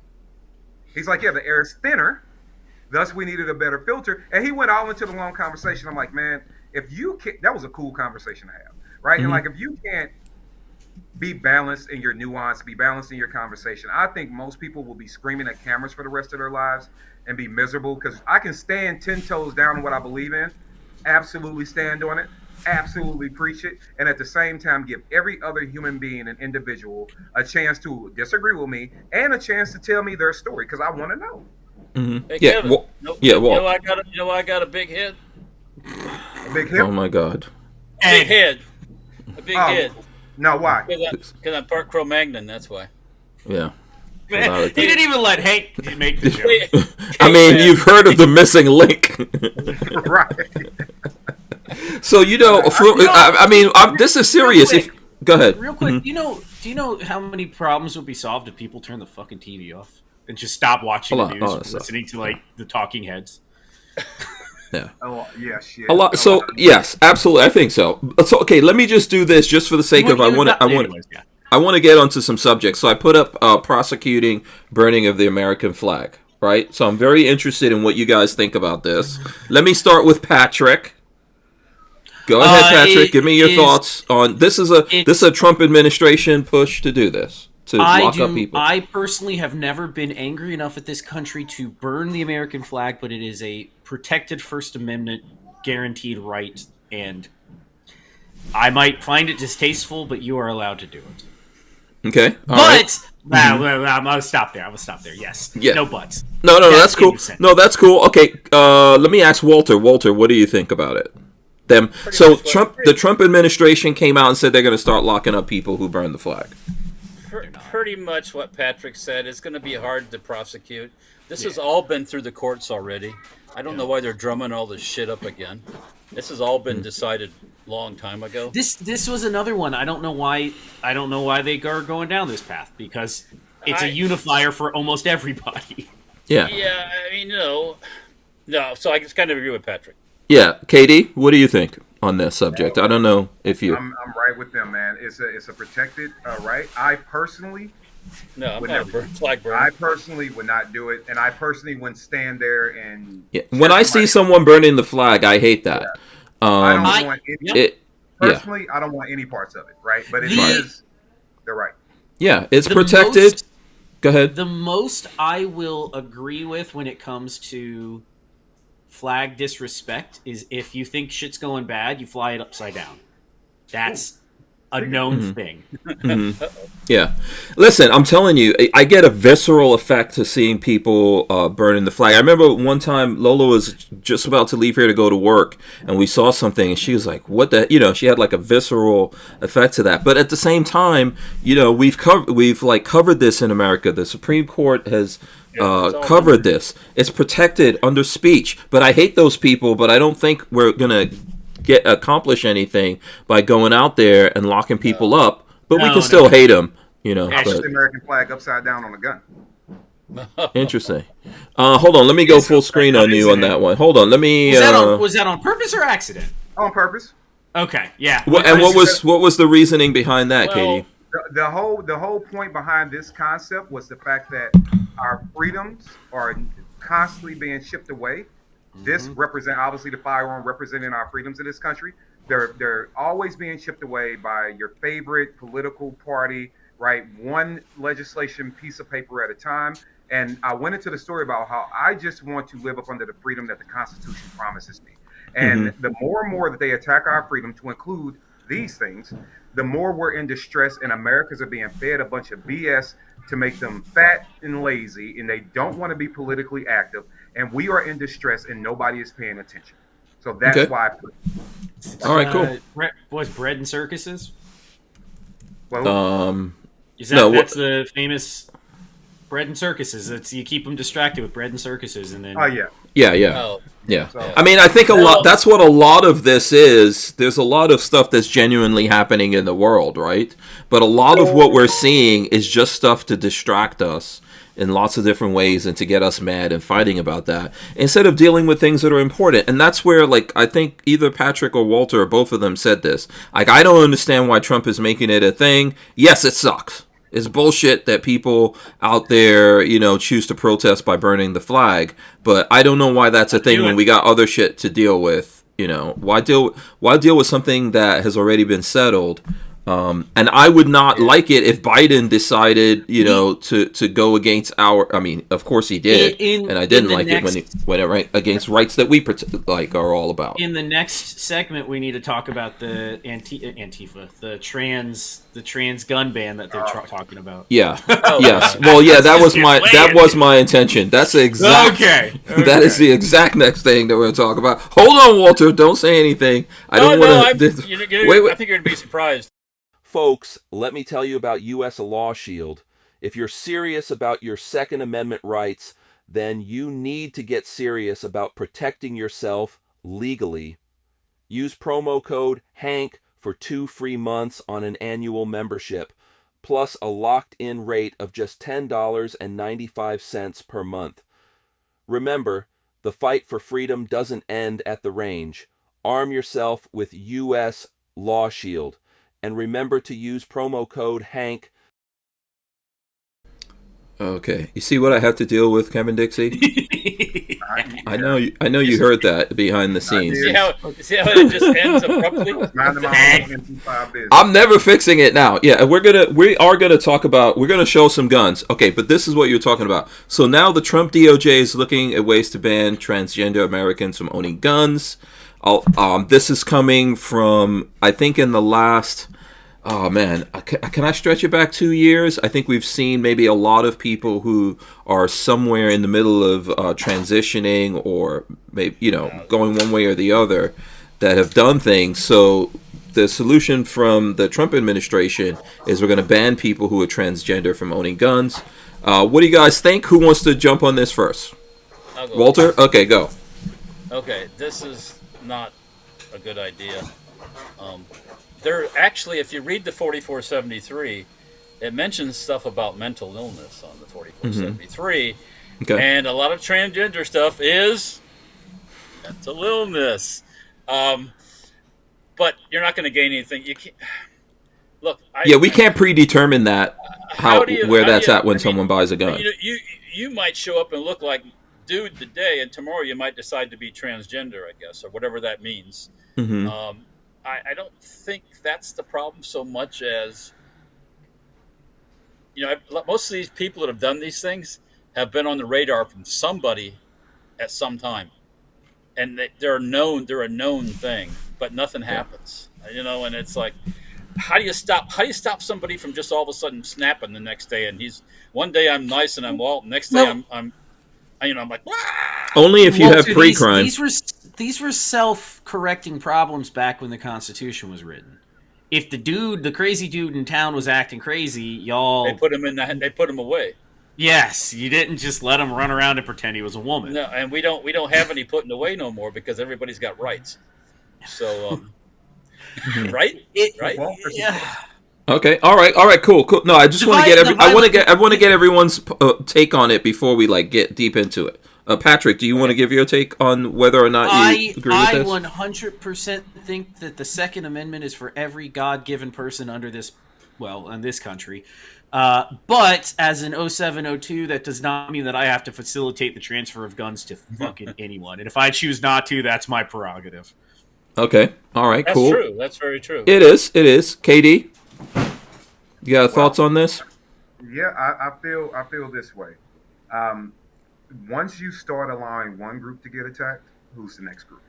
Mm-hmm. Well, that's part of it too. Yes, mm-hmm. Yes, mm-hmm. Right. So we always have the crazy thing about moving the goalpost is that we will feel there are valid reasons now, i.e., plug in mental illness, and then what's going to be the valid reason for the next group, right? And America uses the media to get that reason validated, and then what's the reason for the next group? Yeah. So for me,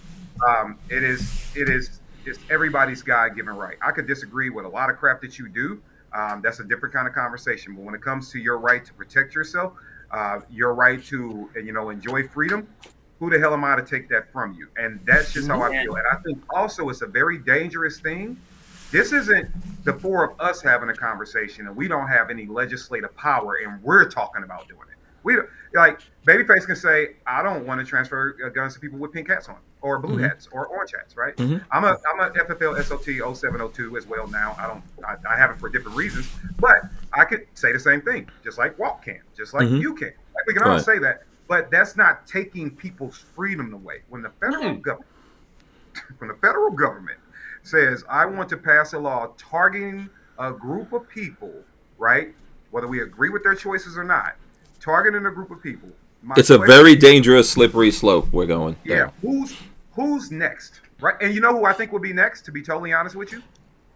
I think the next one's going to be, they're going to say anyone who has more than one gun is crazy. We're not giving you. I don't even think that. I think if you go, because we always said president for one administration or one court to the next, right? Mm-hmm. I honestly believe this. If we let this slippery slope go, there will be a couple of small minority groups that get caught up in the middle.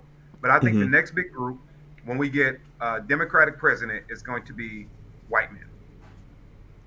White men with a lot of strong opinions that can be called domestic terrorists. I promise you. I think they would hate me. Well, didn't they already try to classify veterans of war as we need to slow these guys down? I don't know if they went. I think this is one of the things. I don't know why the Trump administration's doing it. I don't. For sure we can. Go ahead.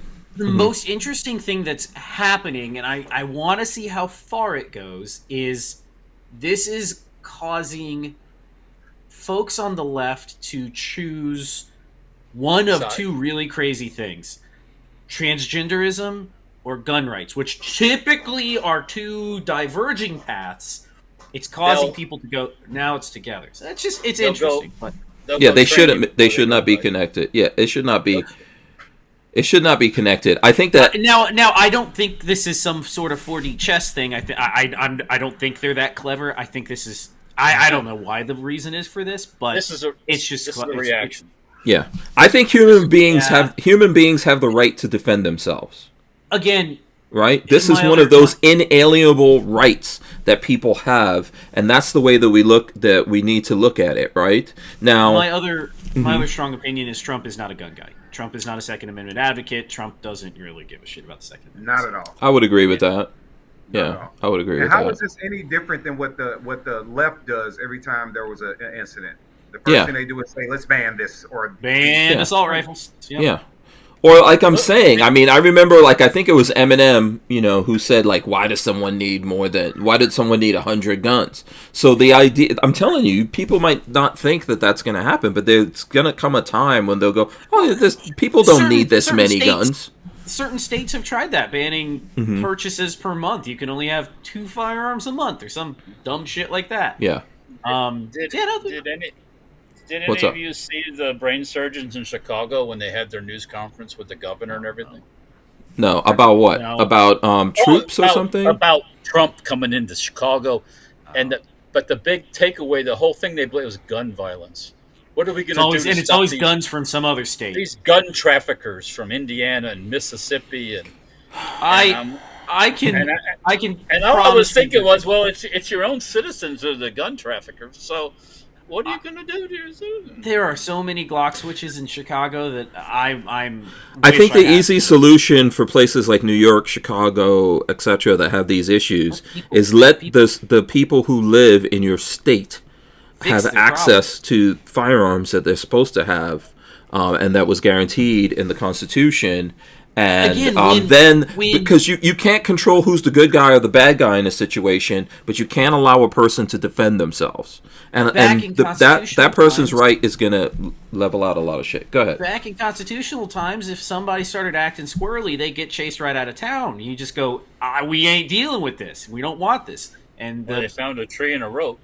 The folks in Chicago don't have the opportunity to go chasing folks out of town anymore. So I think you were before. I'm not trying to bring up the Cybertruck again, but just to bring it back up. Oh my God! when you were talking, hold on a second. When you were talking about, because you said you had a friend who went somewhere and someone was going after him. Even though we had some of that here in Florida, you do not see people trying to accost people in Florida because of what car they're driving. Is a polite society. Yeah, that's where I'm getting at. I had a woman years and years and years ago road rage on me out in public, and I rolled my window down and was like, "What the fuck is your problem, lady? Like, what is wrong with you?" And she talked herself in circles for a couple moments, and then finally was like, "You should be careful rolling your window down. You don't know who has a gun." And I was like, I didn't say anything, but I was like, "Bitch, I got a gun. I'm the one with the fucking gun." Maybe she had one too. Who knows? I don't even know why people get into the whole frame of road rage. It happens here, even in Florida. Angry. But she was fucking mad. What do you mean it happens there, even in Florida? Florida is road rage. It happens. You know why, Kevin? Because all these nut fuckers come down here from up north. That's why. Not all the New Yorkers and New Yorkers are down. I don't know. As a person who learned how to drive in New York, I am one of the best drivers. People in Florida don't know how to drive, is my personal opinion. When you're living, Florida is a state that was giving people their driver's license online. And you know why they stopped doing it? So in other words, your driving test and everything was done online. Don't ask me how. Basically, there was no driving test. You got on the internet and you said you can drive, and they gave you a driver's license. You know why they stopped it? Why? Because all those mofos were dying. All the people, they could look and see, all these people we gave a driver's license to, half of them are dead. Maybe we should stop that. So, yeah, I get it. But, I'm just sticking up for New Yorkers. I think we know how to drive in different... People in Florida are so used to what they think is good weather that they don't know how to drive in inclement weather. That's just my opinion. I'm just sticking up for the New Yorkers out there. But yeah, I think this is a kind of a silly thing. This is not going to stand up anywhere either, because this stuff is all been hashed out already, kind of, sort of. Yeah. So, and there are people in general, so a lot of this is reactive to human beings who become broken and then decide they're going to go out there and destroy other human beings. And we have solutions to that. Like, if you know these people are broken, there is a pathway to dealing with that, but also in that moment, because anyone could break and snap, people need the ability to defend themselves. The problem, I think the main problem here is certain folks have gotten to where they think transgenderism is not a symptom of something deeper. It's just, that's just who they are. Oh, that's just, instead of we really need to keep an eye on this guy because this isn't normal and it's not healthy, and I think that's part of. But again, going the Second Amendment is not the right answer. Yeah. The government's one of the biggest facilitators of all this. Yeah. I think that we've always had, not just in America, but throughout history, people who you can put them in the category of being transgender. Yes. Okay, there is. What we have now is this thing where there's a lot of younger people out there trying to be cool. Like psychosis is what it is. It's some sort of weird, I need to smoke the cigarettes too type of thing. It's turned into an institutional. Yeah. In the past, even hospitals, etc., didn't help you do this until you were a certain age, and then they had certain steps that people went through before this happened. And now we're in a situation where people are doing this to their own children, which is child abuse, in my personal opinion. Yes. A lot of young people are going through this, and then when you pump someone up full of drugs, that's the opposite of the chemicals that are supposed to be going through their body, and then they try to come off of that and go back the other way, or even just being on that, you create all these issues, and we are not dealing with that properly and not letting people think that first. Here's a question I have for you and Kevin, since both of y'all had boys of the generation where this has become an epidemic. What the hell did we do to young men to cause this nightmare? You made them feel like they're not young men, like they're guilty. Like they need to pay reparations. That's what you've done to them. And they don't owe nobody nothing. They don't owe the women nothing. They don't owe nobody nothing. I feel like society tried to do that. I'm not going to speak for Kevin, but in my part, society might have tried to do that, but I raised my children. So, they're men at this point. Kids, so. Yeah, but there's, I raised my kids, and I raised them in a certain way. And I was there, and and Lola was there, and we contributed what we could do. Now, in the end, no matter what you do to raise your children, there's people out there who have bad children. We all know this, right? And things can go wrong. So I'm not gonna say 100% it was me, but I know that I made steps to be in my kids' lives for lots of different reasons.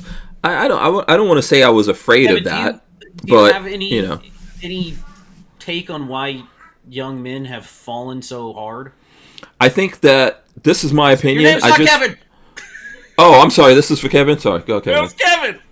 Sorry, Kevin. I think for the first part of your first question, P, I think for me, man, I just set the best example of what a man is, right? Daily, right? Not saying I'm perfect, but he saw Dad get up, and use Greenwood for example. He would see me get up, and even though he's out of the door at 7, I'm out the door at 6:55. I will come back dirty, sweaty, right? Take a shower, be on a show, like I'm working. And then even the way that I take care of the women around him, right? His mom is wife. Just being an example of a man and what that looks like and what that feels like, and giving him something I hope he wanted to, stand on and do better than, instead of, and then also having very open conversations about, this is what the world is feeding you. This is what reality is, and staying on top of that. But giving him a space to come say, hey, what's this? Where he can speak unfiltered and we can have a real conversation. As far as what the world has done to young men, this is what I personally believe. If you want to destroy a nation, take out the men first. Period. And so I think it's about the different groups that have, I don't think it's like a one conspiracy thing. I think it's a bunch of different mindsets now that have been given the authority because of social media, really, because it's an avenue that reaches every phone, and to a lot of oppressional people that don't know where they want to go in life, and they're feeding it, and the algorithm is giving it to them all the time. And all of a sudden, it's like, well, if the four of us all run different organizations, we haven't conspired necessarily. We might not even know each other. But our end goal is to get the people that are stopping our missions out of our way. We're all using these vehicles to do it. And next thing you know, there's a concerted effort once we discover each other there is a concerted effort to say, well, if we want to take control of things, let's start with the men in the house. You can look at America like that, and you can start breaking America down to different segments. Same thing. This goes back to me, and we're going to get way too in the weeds here, but this goes back to, I think, and I'm the white man, but I think this is what broke up black families. Like, this is what led us to where we are with gang violence, is removing men from the household of black families back in the 50s and 60s. And I've just had another revelation lately with seeing all the EBT queens on the internet. Oh, God. EBT and that digital money that's handed out every month is another thing that's destroying not only black families, but white families too, because there's more white people on EBT than there is on black. Mm-hmm. But that I saw someone, I never worked. I've never had a job. I don't know what I'd do if I had to go work. And it's like, what are you fucking talking Yeah, but you know what? There's struggle. I think that that's partially the issue, but because temptation exists in the world doesn't mean you have to partake in it.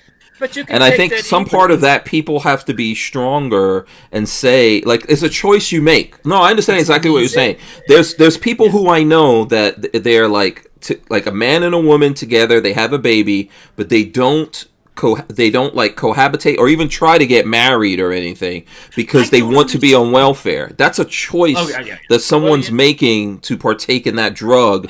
That I will not make that choice. But there are people who make those choices to do those things. That breeds that. And the next generation sees that and they say, well, fuck, I'm going to do the same thing. Yeah. It's so bizarre. Like, yeah, but now with that, you guys are talking about the symptoms, right? Mm-hmm. And I understand the disease, right? So in a very simple way, because I'm not going to argue with the symptom being what it is, right?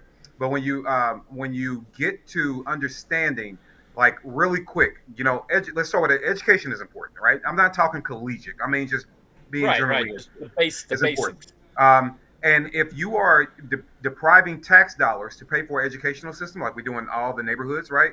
Take federal funding out the equation, right? Your schools are funded by the tax dollars, right? Mm-hmm. Well, if I can keep this group of people, right, not working, thus they're making less income or no income, and then I could take the men and make them criminals, because you got to remember, even the 13th Amendment doesn't say even slavery, for example, is over. It says you can be a slave if I can convict you of a crime. Right.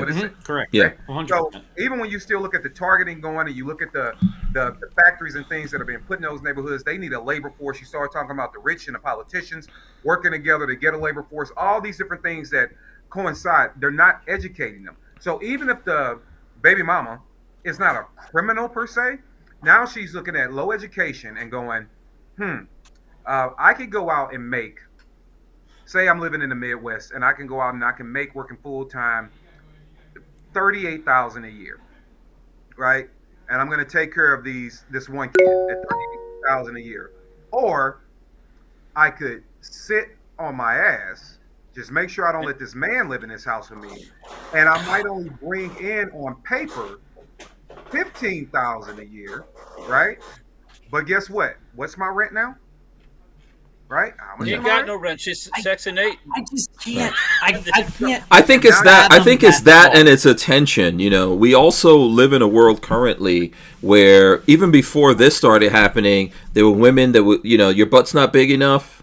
Okay, put some implants in there, get attention. So eventually, you will see young men and young women going, "Oh, I'm not getting enough attention being a woman. Maybe I should be a man. I'll get more attention. I'm not getting enough attention being a man. Maybe I should be a woman. Maybe, I'll get more attention, and it's easy or something, it's an easy thing to do." That's fine. But the government shouldn't be paying for it. You should be. Nobody should be paying for it. If he wants to turn himself into a freak show, then he should pay for it. Yeah, we are dealing with, I do personally believe that we're dealing with a lot of, it's a fad. I do believe it's a fad, like you were saying. It's a fad, but I think there's a lot of, well, there's a lot of things that are fads. I'm younger than y'all by a little bit, but I didn't raise kids in this period of, like, I was already an adult, and I didn't have any friends or siblings that were young enough to be in this period of crazy, of just absolute crazy. But from when I was younger, there does feel like there is an attack on boys, for sure, of masculinity as evil. And that's kind of what I think. And I'm going to define a little bit. There's an attack on white males. All right, let's just dive a little deeper. So Because you never see black trannies. Well, They're very even very more rare, specific, very rare. White What? Christian man needs to be even more specific. The Right? ones finishing the schools or the white ones, Hank? Oh well, okay. I mean, there's tranny everything if you look deep enough. I'm sure. If you go to Asheville, North Carolina, as my friend Brad said, another thing he said too, he's never seen so many transsexuals in one place. Was in Asheville, North Carolina. And it was shocking, he said, how many people walking around. This the is street. Walter. I'll tell you off stream, but Marley and I were there 2 years ago or 3 years ago, and I refused to get out of the car. Yeah. She wanted to go shopping, and I was like, I'm not getting out of this fucking car. Yeah, so that's, I mean, whatever. Yeah. I don't care. I really don't care, but I don't want to pay for it. There's a lot of things. So is Asheville? I know we don't have enough time to talk about it, and I did want to show some guns. Is that where this thing happened? That this guy murdered this young Ukrainian chick? Is that? I think that is Charlotte. No, Charlotte, North Carolina. Oh no, Charlotte. Okay, that's in Charlotte. Yeah. Well, that guy needs to go straight to the rope. So see again, this was saw real quick clips of what happened. They won't show the whole video, so he sat behind her. I don't want to see it meditated either. for a while, Yeah. and then pulled the knife out and stuck her in Cut the her jugular and walked off. Yeah, it was a quick, random act of violence, is what it was. 100% quick, random act of violence. But the horrible thing about that is if you imagine, like, okay, there's one thing watching that young woman that happened to her. We all have young, like I have, my kids are out there in the world and are sometimes on public transportation.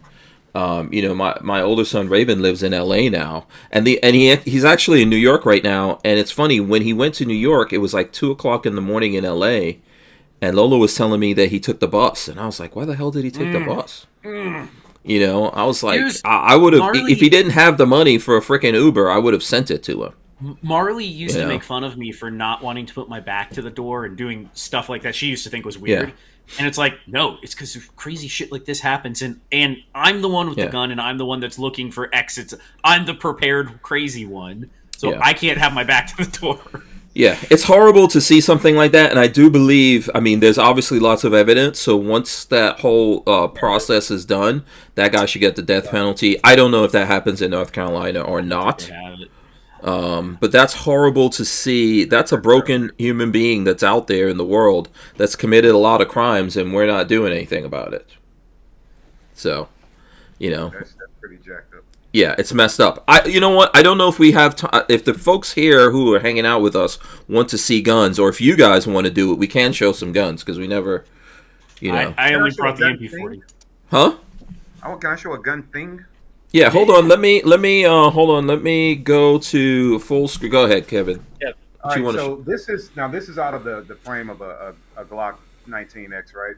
Mm-hmm. But here is the Radian adjustable spring set, right? And so if nobody's ever paid attention to this, I'm just showing you. So this is me putting pressure on it. You can see the damn thing doesn't move, right? I don't know if that's coming in clear or not. Yeah, as long as you cover your eyes, yeah, you're good. Mm-hmm. Okay. So now. I just got this in, literally today. I just got this in. So this is the PB 6003 from Kinshot, right? Mm-hmm. Now, this is a hydraulic buffer system. Look at that for the Glock. So by hydraulic, there's some kind of fluid in the system? Yeah, it's hydraulic. Yeah, so it's going to give you two... So it's going to give you that hydraulic slow buffer, and then the spring will take over afterwards to help with the main recoil. Interesting. You haven't shot it yet. So hydraulic resistance, basically, right? Yeah, and they're calling for reduces. I'm going to find out this week, but reduces recoil motion by 70%. Interesting. So Interesting. How many shekels is that? I bet a lot. Yeah, and it says that it's rated to last 20,000 rounds. And this Glock, we'll see. This gun, even though I'm going to return this at the end of the year. This particular platform is seen. I think we're. What do you mean you're retiring it at the end of the year? What does that mean? I'm retiring at the end of the year. It's going to a retirement home. No, it goes. It's going to get brought back to life, and I'm going to put it in the safe. And then I'm going to take my next adventure with my next platform for 2026. I'm going to be a Smith & Wesson guy for 2026. See how that goes. Oh, okay. I thought by retirement you mean you were like sending it to one of us or something. No, dude. No, I mean it's by the end of the year, this gun will hit 30,000 rounds. I mean it's pretty beat the hell up. This gun is beat the hell up. It's done its job. I'm gonna refresh it. Clean it up. I'm not gonna like Cerakote or anything and put it up, but it's done its job. I don't like the way Glocks point. I don't like the 22-degree grip. I just don't. It's horrible. Okay. Patrick, you had a comment or a question there? That thing may or may not exist on the market yet. They don't have any pricing on their website, so you might be like an early test. It's already announced. It's not like you're breaking any stuff, but they don't even have it for sale, as far as I can tell. Interesting. That's cool. Yeah. Walter, did you want to show off a gun you got there? I can talk quickly about the SKS. Hold on. Here. Let me go full screen on you. Hold on one sec. No. Hold on. Oh, it did come in. Midway does have it. It's $110. That's an expensive guide. Oh, wow. It's expensive guide. Yeah. I got this SKS. At some point years ago, I picked up this SKS. Somebody had deactivated it, so they drilled a hole bottom of the receiver into the barrel, welded in a bolt. So I had this thing sitting around. And it's like, do I build it up and just sell it as a deactivated gun for somebody that wants to make it look like they have an SKS, or do I want to reactivate it? So I decided, I made the call, and I said I'm going to reactivate it. Milled out the weld thing, took out the bolt, got a new barrel from eBay, installed the barrel, replaced some other parts in the gun inside the bolt. The bolt face that had welded up where the firing pin hole was, replaced that with one from a Yugoslavian SKS, and it shoots like a top now. I mean, it runs just like it did. So, it was just a project to see if I could do it. I did. Very cool. Yeah. I think Kevin, did you have some guns you wanted to show off? I know you wanted to show off. This one in particular. Oh, okay, I see what you did there, Hank. Yeah. This one in particular, only because this one is my little baby. Hold on one second. Hold on. Let me. What are we looking at here? The ZP5. So my little that looks good. Oh yeah, we got to show this. We can't do the show and not show this. Yeah. Right. So this one is kind of unique because I got distracted with the Greenwood Project, so some stuff I had to wait before I can get that up. But this particular build was, in part brought to you by Brownells, and we did some really cool stuff, putting it together. Video will be coming out soon. However, I was at SHOT Show and I ran into Walt. And voila, this happened. Boom! That's sexy right there. So this will be a part of the review. I will be covering this and all the things. But yeah, this is a beautiful. This went on here. I don't even know if you can see the logo there. I don't know if you can see the inside of the. No, you won't be. I won't be able to grip it. No, not in there. It's a logo. But it is a KES stock. Yep. Yep. Very nice. A beautiful build. Aimpoint M5. This grenade handle, the mod light sitting on top, pressure switch. This is my baby. I just hate the damn safety selector on it. But we're also going to turn this thing full auto. So I'm going to be putting a pack in this, getting it full auto, and then we'll put the video out. Oh, nice. Oh, okay. Once you go full auto with the K, you'll never go back. Hold on. Patrick has one. Hold on. I'm going to 35 up hit them. You guys got hold on. Wait a second. Hold on, Patrick. Hold on. I got it. Boom. There we go. Y'all got MP5s. I got MP40s. Oh boy. Okay, that's rather cool. I'll give you that. You know why I fell in love with that gun, man? Mm-hmm. I'll tell you, I fell in love with that gun. I had never seen one in person. I have seen them in person since, but when I fell in love with it, it was playing zombies on Call of Duty. That's what it makes me think of. That is what it makes me think of. There you go. That is a cool gun. Yeah, very nice. You did a very good job on that. Very good job. I'm very proud of my MP40. Yeah, that's what I was going to say. He's very, very proud of it. Very proud of it. Hold on. I'm going to the wrong thing here. There we go. Boom. Oh, but just to show off to you, KD, do you even know what this gun is? Do you even know what you're looking at here? Do you know? Is that from Primary Arms? No. No, sir. No, sir. What is that? I'll give you a hint. It's from Bushmaster. Oh, the ACR. Yeah. That's an ACR. There you go. That's right. It's an old Bushmaster. Yes. Yeah. Just a little bit of bragging, KD. Nice. I'll give you that. That's nice. ACR. I do have. You know what? Let me grab it. I do have a new. We got a few more minutes for bragging. Anyone who wants to throw up guns. I'm right here. We got. I got. Oh, check this out. Look, check this out. FN. The 5.7. That's the new 5.7. Yeah, yeah. I think we did a video with this. We were comparing 5.7 guns. Remember?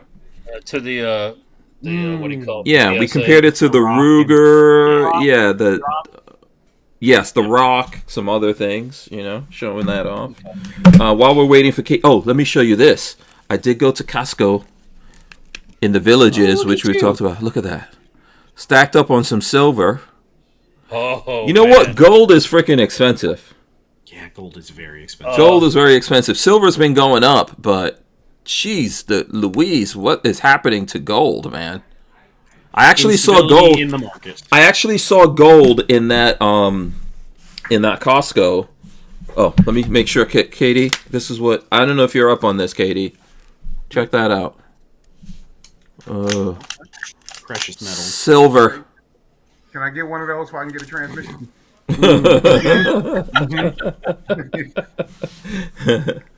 Okay, hold on. Are we going to Walter now? Hold on. Let me go to.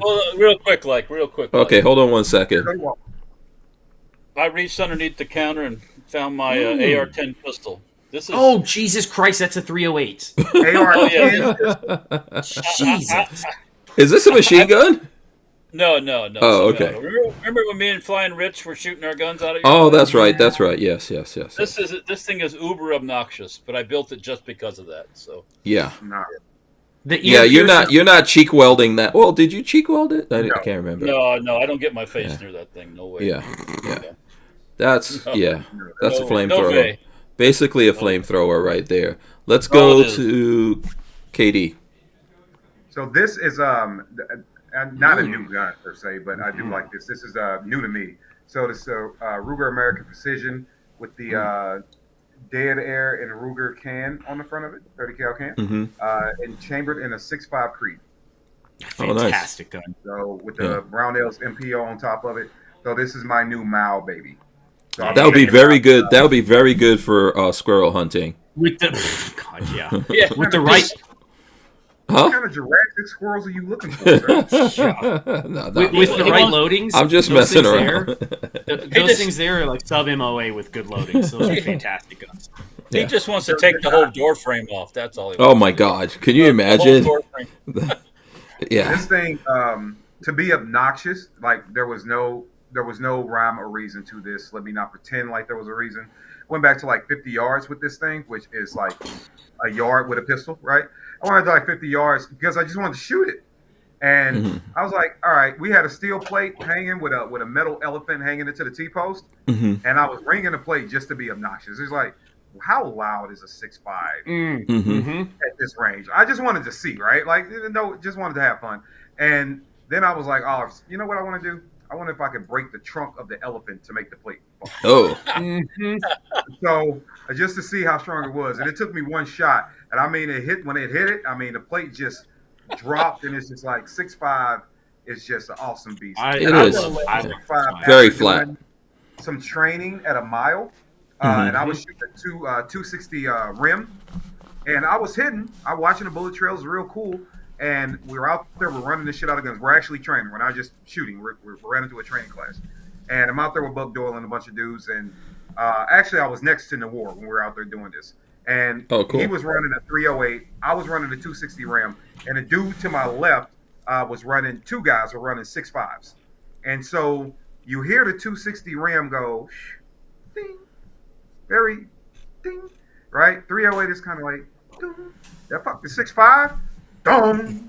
Yeah. So I was like, whatever. Yes, that. I want that. That is what I want. And I was happy to actually show up and get a 6.5. And this can, if you haven't tried out the cans from the new Ruger Dead Air cans, these cans are pretty freaking legit.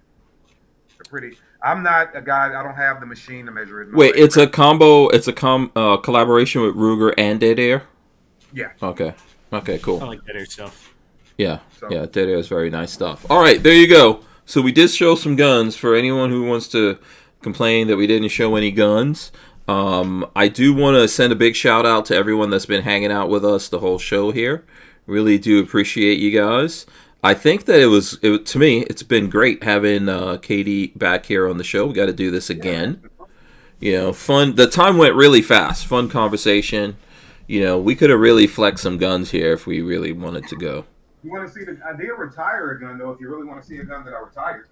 Okay, what did you retire? Was it handgun? Right now to show you. I know we only got a few minutes. I am opening the safe. The retirement safe. So, yeah. I retired 2 guns. Well, one of them I retired. One of them I just never let go active. I've never really heard someone talking about retiring. Yeah. Oh, shit. Okay, hold on one second. Hold on. Yeah. This one broke my heart. This M17 has never been fired ever a day in its life. So I am heartbroken that I never got a chance. I've had it for years. I've never, a single shot has never come out of this gun. And then this boy, I had actually done a lot of work to, right? From even, you can see the slide work, the ports, everything I've done. I think you've shown this on the show before, too. Before I finished everything on it. I just got it done a couple months ago. Cerakote, the whole 9 yards, and I was ready to make it my 2026 platform. And for obvious reasons, there's some conversation out there about these. And so I have officially retired it. That's why you don't see an optic on it or a light. It's officially been retired until we get things sorted out. And Walton BabyFace engineers, we ain't got time today, but I'll be really interested to know what the hell people think is really happening with these guns. They're probably we'll have to chat about it next time. Okay. I put in my serial number on the website and it said they were just fine. I should be good to go. But... is there going to be a recall actually on the P320? On the 320? Yeah. I don't think. Sig I don't think there's going to be. I don't think anything's Sig ain't doing shit. Nothing's going to happen with that. They got because that guy was killed. They got redeemed. So. Yeah, because someone I haven't even really followed up. I know that wasn't an accidental discharge was that Air Force? Yeah, I think it was. I think that was Air Force that happened with. Didn't they charge the guy with manslaughter? I think so. So if anything, SIG is going to be suing some people. That's what you'll see before you see any kind of recalls. SIG will go after some people for that. So. All right, listen, let's wrap it up here. We're way over the time. It's been fun. I'm going to give everyone a chance to let you know how you can follow them, support them, and everything. I'm going to start with Babyface P. How can the people support you out there, sir? YouTube.com/BabyfaceP, Instagram, baby_faceP, or Chrome Vandium Arms. Listen, I'm not going to lie, I have a backlog. I'm about 2 months out. But if you want to get in that queue, now's not a bad time. You call me up. I'm happy to do it. I just got my SIG P320 back from you. I broke it. It was because of the stupid way they design it. So that's why I broke it. No, we have a couple listeners out there who have sent in projects. Let's see if I can't say names. Mr. G3, your G3 will be getting worked on here this week. And then I have I have an AK for another customer that's going to getting worked on. Oh, cool. Next week. Maybe when Kevin decides to do his Dictator AK, you can be the one to put the kit I can together build it. We'll find somebody that can gold plate it, though. Yeah. Yeah. I know what you're saying. Yeah. Okay, Walter, how can the people follow you, support you, etc.? They can follow us on Safety Hour Firearms on YouTube, Facebook, Instagram, a little bit of Rumble. The remains of Player, I guess, if it's still up there somewhere. I don't know. It's dead. It gone. And then there's Dirtfoot Racing, the mini bike stuff. You can check that out. The same avenues: Facebook, Instagram, YouTube, a little bit of Rumble, and then Sten Parts. Don't forget about old Sten Parts. If your Sten Parts needs, that's Sten Parts on Instagram or the website and a telephone number. Yeah. All right, very cool. KD. The Real NOC on YouTube. I'm actually starting to put up some YouTube content. We got about 30 videos in the queue ready to come out this year, so follow us over there. You'll also be able to catch that content on We The Free. You'll be able to catch us over there on the Guns Out Network and The Real NOC on all your platforms. I'm most active on Instagram and then following YouTube. So reach out, catch up. Awesome. Big thanks to everyone for coming in. Good seeing you, Kevin. We'll see all you guys. We are out of here. We will see you guys the next time on the show. We're out. Peace. Let me go hit the buttons here. Hold on a second. Gotta go hit the buttons. Oh, boy. Okay, here we go. Okay. And then what is the other? Christ. There we go. This is so painful.